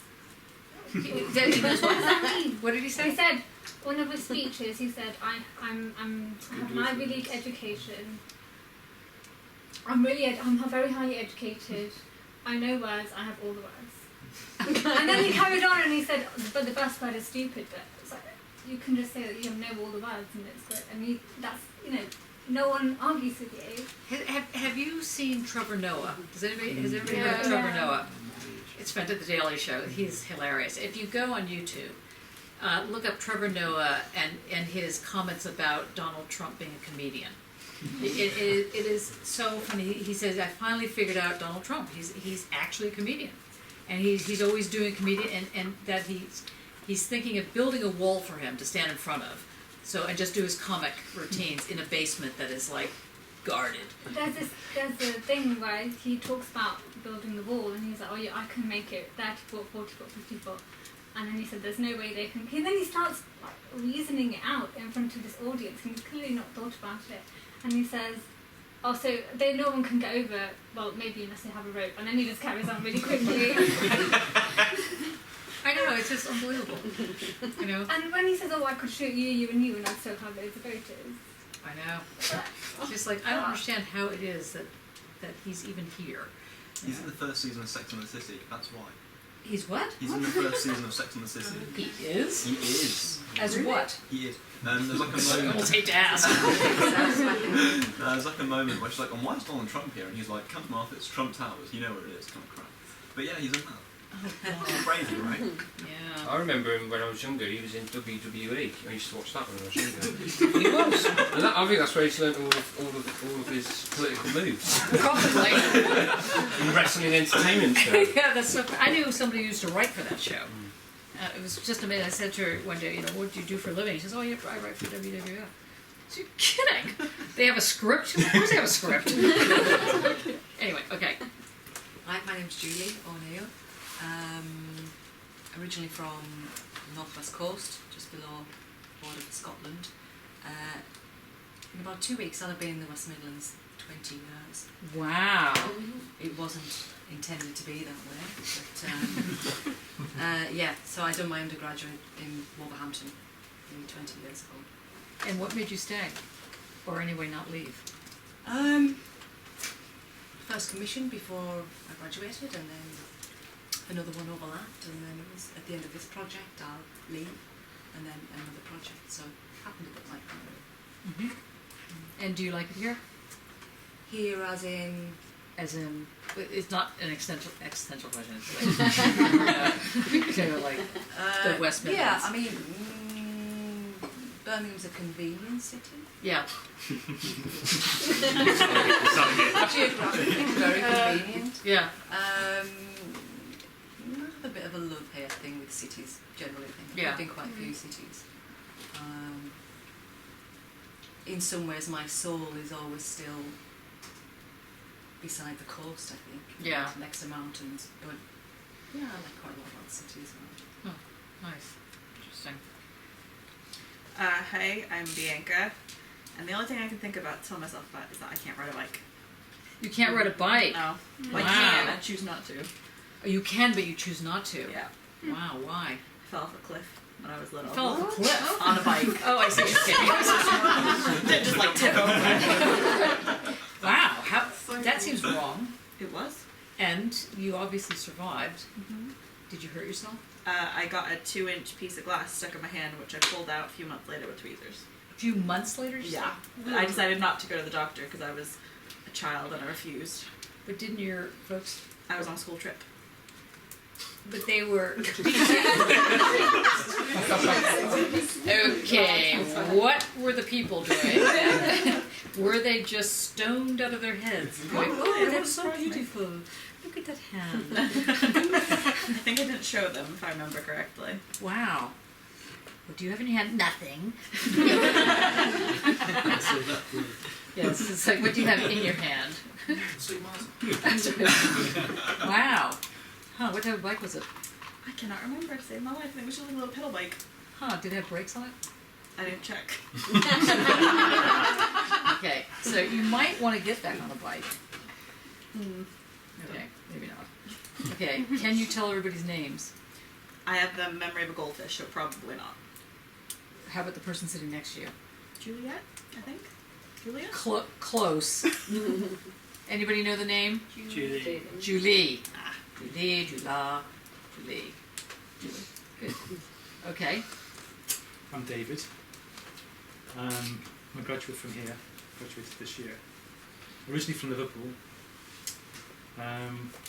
Something interesting, I suppose, is I only got into art about 6 years ago. Ah. Didn't like art before. Why not? I didn't see the point of it, really. Just go to So how'd you get dragged into it then? Well, I met this woman, and well, it's my ex-girlfriend actually, and she was an artist, and she inspired me, and I used to watch her making things. Huh. And I just got fascinated, and I started going to night school, did a foundation, came here, did a BA.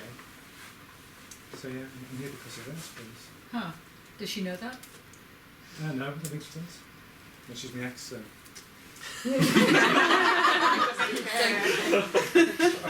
Hey. What else? I'm a video artist. I'm really interested in archetypes and young, in the shadow especially. Another part that we repress. I'm really interested in that. Oh, maybe we can put young on. We can do it on secrets or something. Okay. Interesting. Can you tell everybody's name? I've got a really bad memory. For heaven's sakes. Oh, I know Okay. Bianca. I know Bianca. I know TK over there. I know Millie. Well, we haven't gotten to her yet. That's ridiculous. I know Bailey. Okay. No, I was a child. Okay, that's right. TK, Bailey, Caroline. Yes. Mark, Jonathan.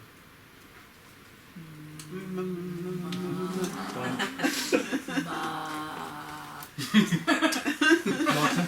No. Matt. Yes.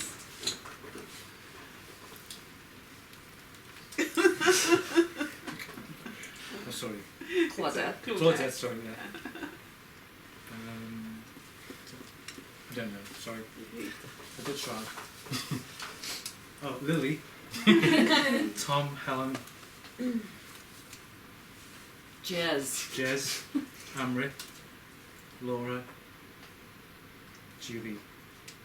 Bianca. And me, David. Very good. Excellent. Okay, your turn. I'm Hannah. I am originally from Oxfordshire, but I just did my BA at Parkside doing illustration and liked Birmingham, so I decided to stay. Wow. Huh, what happened? Sorry. That's great. And what would you, let's see, let's find out, what's your favorite color? Black. Black. What was the color? Tuea. Yeah, that's good. Yeah. We used to call our the family colors because you could never go wrong. Still wearing it. Yeah, great. Okay. My name is Eunice. How do you spell it? E-U-N-I-C. Oh, Eunice. Yeah. And I've graduated from Falmouth with photography. And I'm a photographer. Well, that solves that one. Okay. Okay. And what would you like to tell us that's like relatively that you can't get out of looking at your CV? What could you tell us about you? Okay. Alright. How did you choose those earrings? These earrings. I like them. You like them. Okay. You got to work a little bit more. Yeah.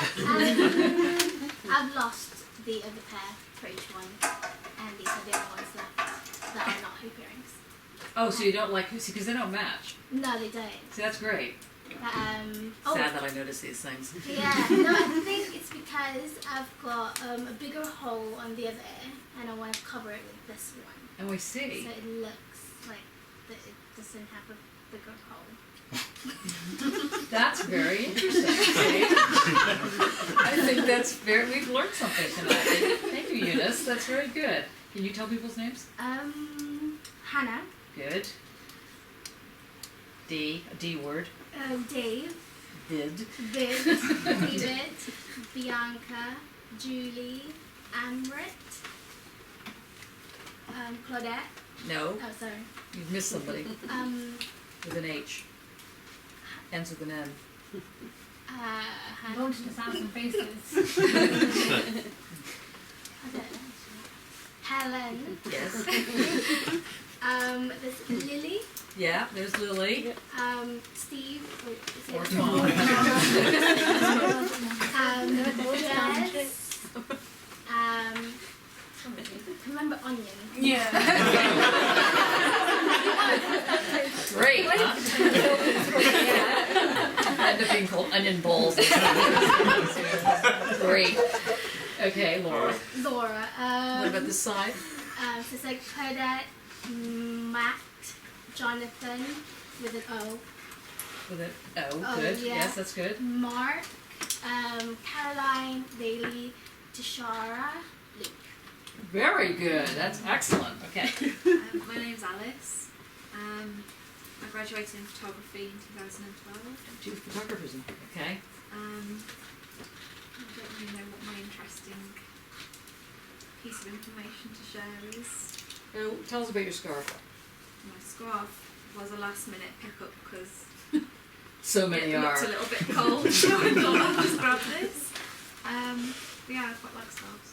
Do you? Yeah. Why? It's another layer. I had a student once that used to come dressed in all leather. She claimed that she did not do this because she was into fetish or anything. She claimed that her mother had bought her leather. Now these were like really beautiful black leather from she looked like a Catwoman or something, coming in the class. And I said to her, "But that just seems amazing." She said, "I like layers, and the layers I like are leather layers." And so one layer was another layer of leather. I was like, wow, that is just too much information. Okay. Well, thank you very much, Alice. That's great. Okay. I'm Will. I'm a graphic designer. I don't feel like I'm from anywhere really. Okay. I grew up in Stateless. South Africa, Botswana, New Zealand, and in the Midlands, so Leicester, Nottingham, Birmingham. So were your parents spies? No, they worked in the my dad worked in the building industry, and he went over to South Africa to help civilise.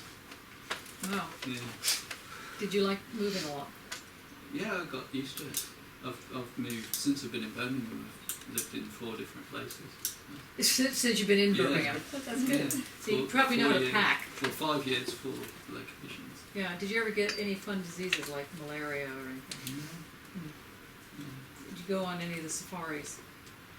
No, but there was a commotion in the street where we lived in Botswana, and everybody came out onto the street, and it was because there was a lion in one of the back gardens.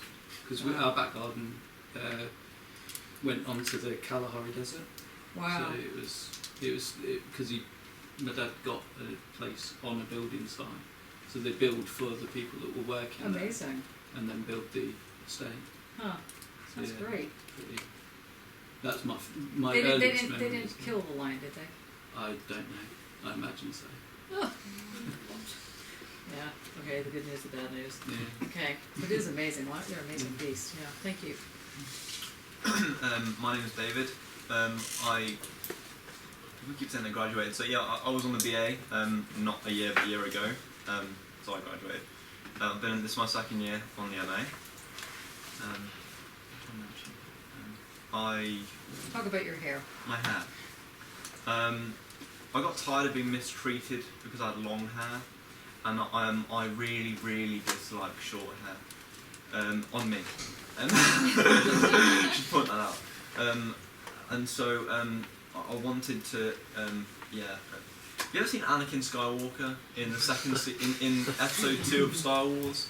And he says, "I hate them," really angrily. He looks pretty cool. Maybe he just looks like a little kind of trying teenager. I wanted to be like a split between those two, really cool and an adolescent. Okay. Well, I mean, I don't want to like spoil the fun here, but you do have short hair now. Okay, but I haven't committed. Oh, I see. Right, because these guys with crew cuts, they look at me like, "You look a bit stupid." Yeah, but from the front, I'm no different. I'm sure that made sense somewhere. Yeah. It does, honestly. Okay. Do you want to go with the names around? Luke. Wow, that's really. Why does it all go? I heard Arshad, right? No. That's a name. No. TK's the easy version. Okay. What's TK? the harder one? Tashara. Thank you. Good. Tashara. Claudette.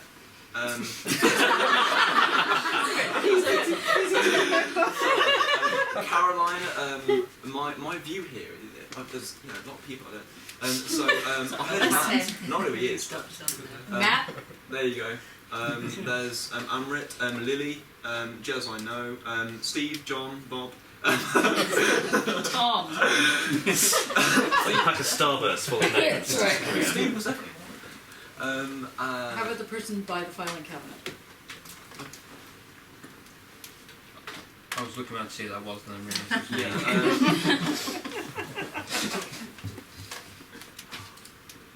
No. Clues above his head. Marks. Oh, right. No joke. I'm nice. It's not Marks. But Mark. Oh, see, yes.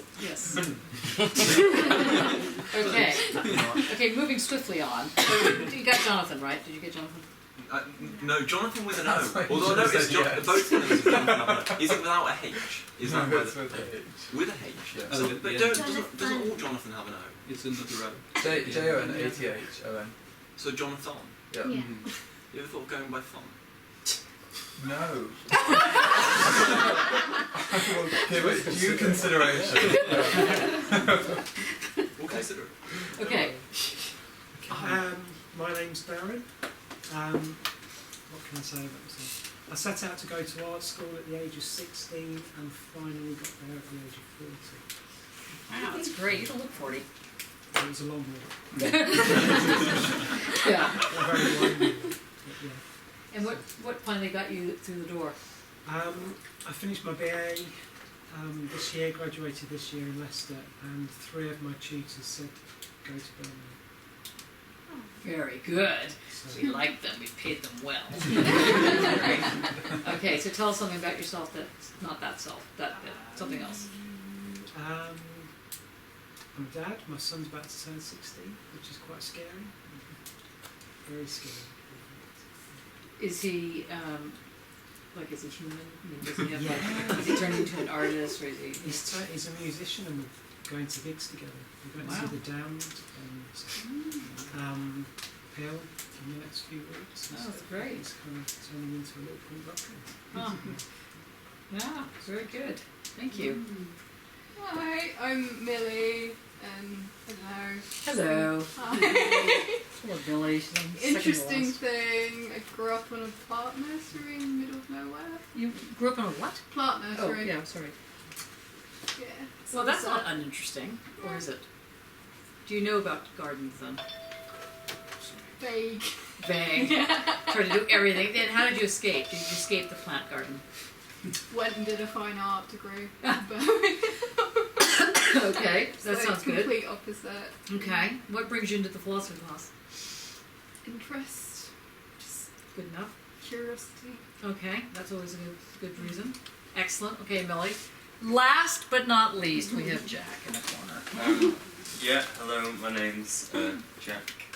Originally from Stoke, but I've been in Glasgow for 5 years. I thought I'd try to talk about myself in relation to where I was sat by the door, but then I thought the connotations of that might be a bit wrong.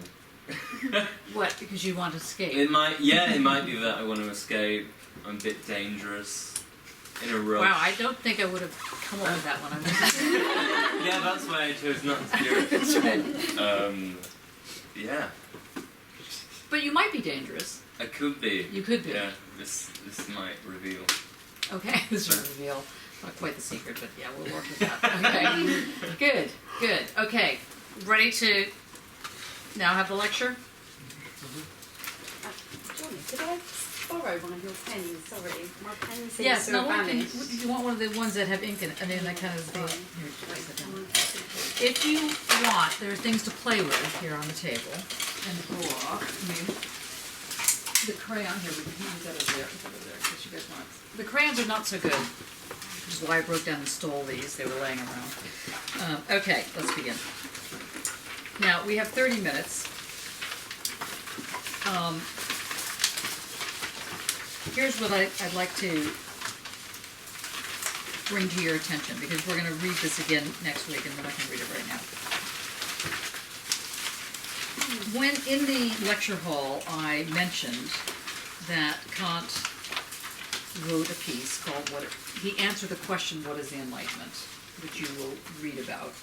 And in it he basically says that people need to get away from religion.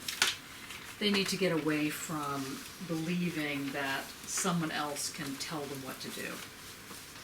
That either one should be told what to do, or one can't logically think how to get out of, or how to think through something. That there's, now this was a very blasphemous position.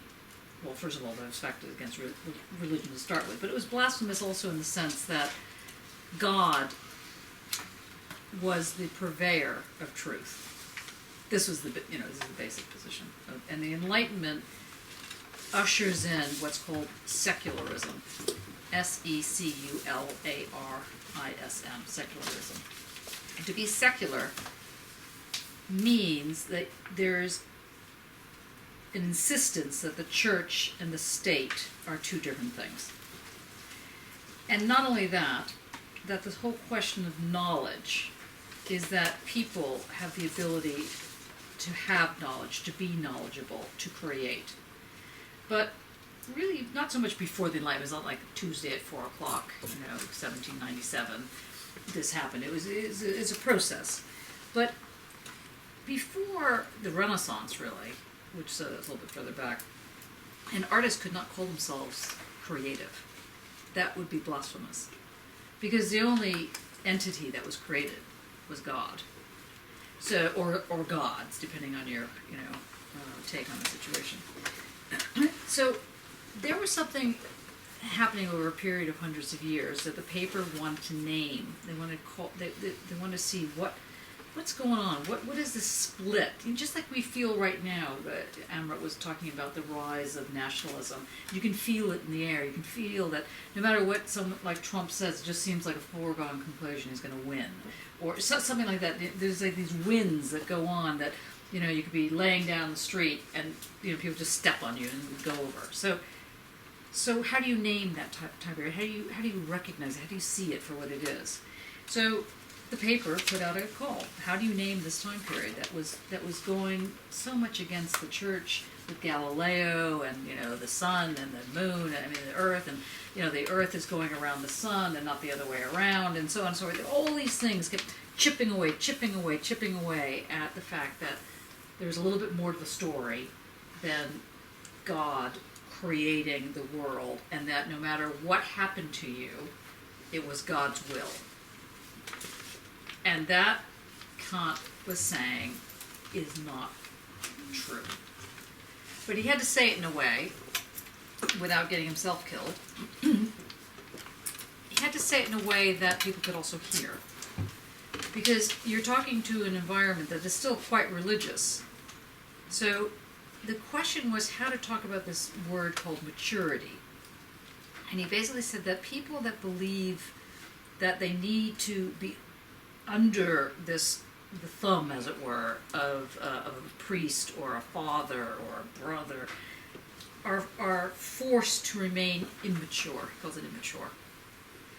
But he says basically, if there is an essence to being human, if there is a core to being human, it is that we have a brain in our head, that we can reason, we can invent. And that change isn't just God's will. Change is what happens when people take action. And not just a mass of people, but he argued that each of us have to take action. Now that was a very radical position. It's still radical. That's really sad. You know, you even see in this country, not to mention, I'm not singling out this country, but you can see even in this country, the fear if you stand up and say what you think. If you say it in a way that, you know, I mean, I get it all the time with, because I'm American and from New York, just by definition, it's seen as being aggressive. So you could just go hi, and they go, why'd you do that? You know, I mean, when I first moved to this country, I would say, you know, how are you? Then why do you want to know? It's like, actually, I learned to tell people, you know, look, I actually don't care how you are. The answer is fine. Okay, so if I say how are you, your response is fine. It's not, I don't need to know your whole story. You know, so, but it's that kind of thing. The role of the individual was very fresh, was very new. The fact that there was a role. And of course, this only applied to white males with property. I mean, let's be real here with Kant. He hadn't quite expanded it to the rest of the population. But at least there was a something, and he called this something sapere aude, S-A-P-E-R-E, sapere aude, A-U-D-E, Latin for dare to know. I dare you to know. I dare you to face it, whatever the it is. But you kind of know what the it is. You kind of know when you're not quite meeting and exceeding it. Now, I'm not talking about that little voice that stands on your shoulder and goes, you're a failure, you know that you could have done better. I'm not talking about that one. That's not the one. It's when things are really difficult, how do you know how to go on? It's that knowledge. It's that dare to know. Who came here because they were curious? No, it was Millie. But Laura, you also mentioned. No, I just thought you were asking in general. No, when you're saying you're just curious, you just came because you're Millie. You know you know, people would say to me, why are you an immigrant? Why did you leave the U.S.? When did you leave, you know, New York? You know, and it's because I could. And because it was so amazing, the world. And because, sadly, London is a very exotic place. I mean, seriously, attics and basements in that place. Weird angles. It was fantastic. That's why I went. I was curious. You know, I took a course on Marx when I was a graduate student, which I was given I failed it. I was so furious. As someone from a working class background, I couldn't believe I was failed because the professor said, why do people go to the city when they're poor? And I said, because of the bright lights. And he was like, no, because of jobs. I was like, no, that's not why, actually. Okay, that's why, let's say, one group goes, under pressure. But why do you really go? It's like that, the downtown song, it's like you want to just see those lights and just hang out and, be by yourself with a bunch of people around you that you don't know who they are. Okay, stuff like that. So there's variations on Dare to Know, and all of you have it in here because all of you made it into this room. So you are already modern. This is the first position of modernity as articulated in a philosophical move. Daring to know. Foucault adds an extra layer to this. Well, it is partly what Kant says, but it's mainly from Foucault. F-O-U-C-A-U-L-T, Foucault, Michel Foucault. Foucault says that the daring to know, the extra little layer to this is that you dare to know, but what you need to know is how to exit. So it's not just that you're running towards something, like you're curious, so you're just sort of going for it. But you also need to know how to close the portal behind you. In fact, you need to know that there is a portal that you can go through. And a lot of times you don't know that because you've either been beaten down or you agree that, you agree with the sort of structure of the logic that's part of your world that says, you are terrible, you're useless, you must stay under the thumb of X, Y, and Z, and that kind of thing. And there's a lot of ways in which the society just continues to amplify that. So you really have to have some willpower to do this. And what Kant was saying is that, what's very bizarre is that the whole social moved like a jump. So it wasn't just a few people going, I really got to get out of here, or let's walk on the wild side. It was that the social was moved. Just like right now we feel the social moving in sort of a negative space, which it doesn't have to go in that direction.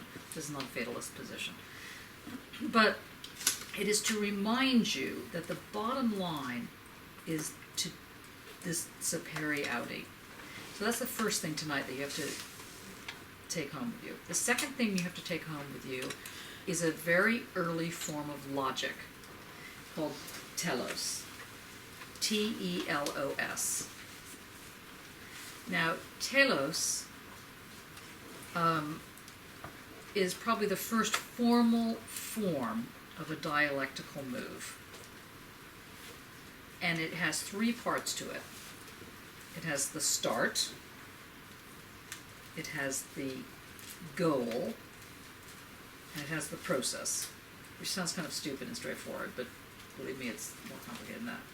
It has the start, it has, let's say, the process, and it has the goal.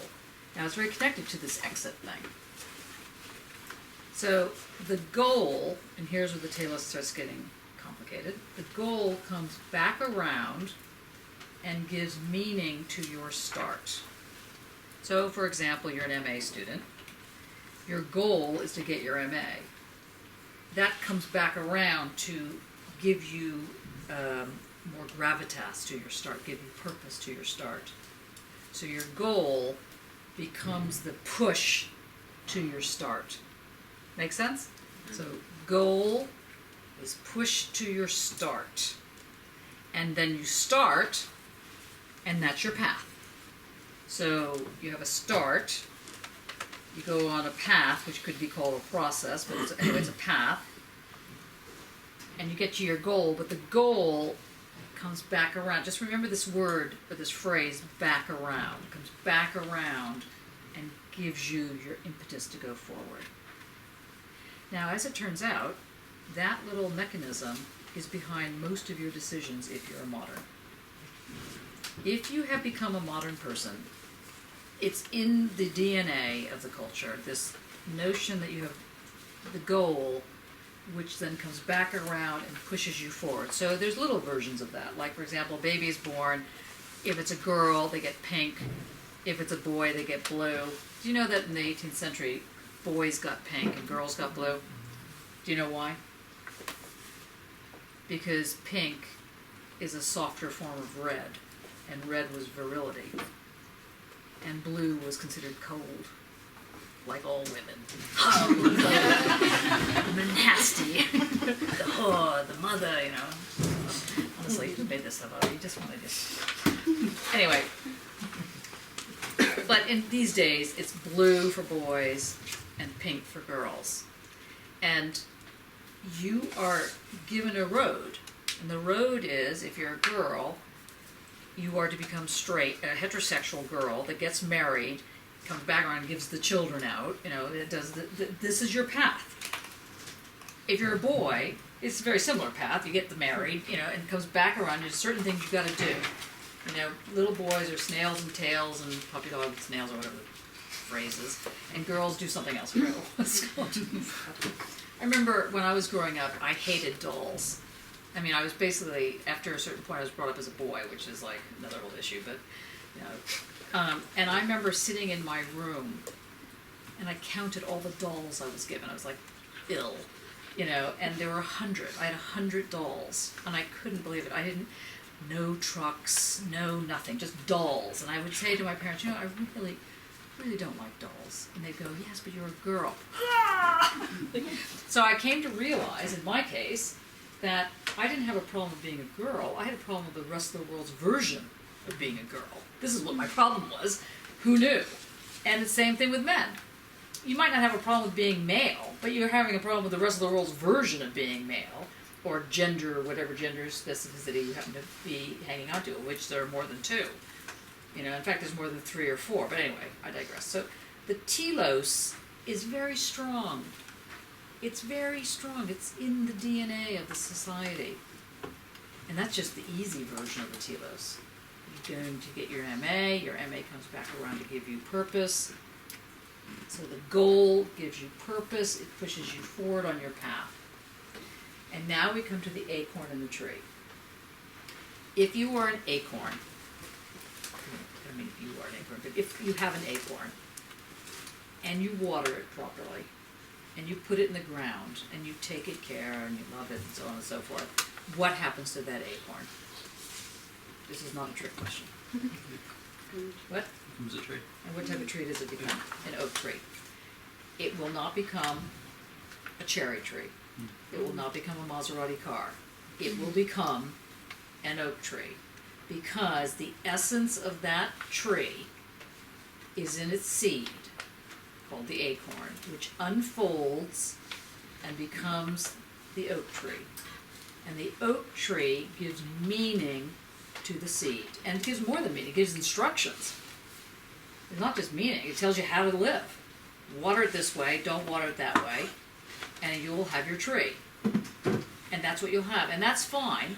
It makes a lot of sense, unless you happen to be born a slave. And let's say you don't want to grow up to be a big slave. You want to grow up to be something other than that. And then you'll get your head chopped off. So that's the problem with the telos. So on the one hand, it makes a lot of sense, and it's the key to a lot of eugenics. Have you heard of the word eugenics before? EUGENICS, eugenics, where the argument is, or they're looking for the gay brain. That's the fun one, you know, or the, you know, whatever it is. There's some sort of gene that, you know, that will uncover, will open up and be the goal that you can't escape from, and you're stuck. It's what you have to do. Now you may still feel this way. Maybe there's still that, I don't know. Maybe we still have to deal with this question. But the idea, so just so we have it in our head, so the logic of the telos, or the telos, is that it has 3 parts to it. It has the start, it has the goal, and it has the process of getting there. Now, for those of you that are one step ahead here, you know that the start isn't really the start. Actually, the start is the goal, right? Because the goal is what gives the start its start. So I'll say it again. So you're not really starting from a beginning as such, like there's nothing before that and then you just started. You might think that because when you're born, before you're born, you're not there. So you see yourself as a little baby, you grow, and then you die. Okay, so that you see that as the goal. I mean, not that death is the goal, but you see your whole life. It's like, you know. But in a certain sense, you could say that death comes back around and gives you the impetus to live.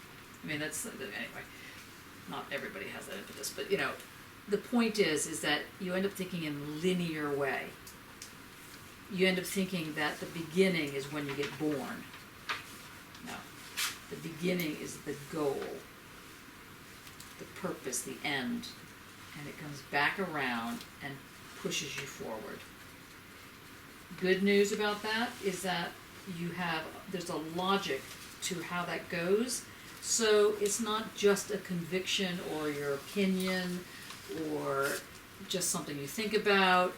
This is how it unfolds, and it's called unfolding, because like the acorn is unfolding to become the tree. You unfold toward your goal, while the goal is giving you its movement forward. Okay, so remember this as best you can, that the goal is actually the start. Just put that down and understand that when I say, or when I, stroke Hegel, or any of the other people we're going to get to, say start, you've already begun. The beginning has already happened. So that's kind of interesting. You're inserted in the process. So unless you have nerves of steel and you really, really, really believe that you are an individual that can make decisions, you're going to be caught in that thing until you're not. And sometimes that's just, you just can't get out of it, you know. And so that is the first part. So the question becomes, well, how do you get out of it? I mean, if there is an exit, and there's some form of an exit that, you know, you just go, there it is, over there, way over there. You know, Jack is sitting by the door, he's a little exit, ready to go. And what Hannah Arendt mentions, using Descartes' notion of doubt, is that she argues, and maybe I've skipped this one little part, so let me just say it again. So, if the goal gives you purpose for the start, and then that pushes you forward, so the process is the path. That path, envision the path, visualize the path in your head as a ground, as literally standing on the ground. So you have the goal that comes back around and gives the start impetus, and you go on your path, la la la, like Little Red Riding Hood. You have your little basket and everything. You're going on your path. That path is a ground. It's a ground because it is where the process is taking place to get you to the goal. The goal is giving you your purpose. How are we? Hanging in there? Good. Okay. Now, I've used the G word, the ground word. So the process in this example is the ground, or the path in this example is the ground. So, but you could say that the goal is actually the ground, because the goal is what's actually giving you your purpose. So it could be that where you're going is actually what's grounding you, is keeping you focused. Your goal is grounding you. Your goal is giving you a ground, something to walk on, something that won't give beneath your feet. On the other hand, it could be that the start is the ground. Well, we know that's not true. We know that. So it's either going to be the goal or the path. Now, I go back to Descartes.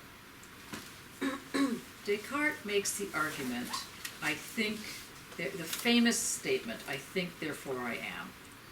And for years after poor Descartes made this comment, a movement called, so his name is Descartes, D-E-S-C-A-R-T-E-S, Descartes. It was called Cartesianism.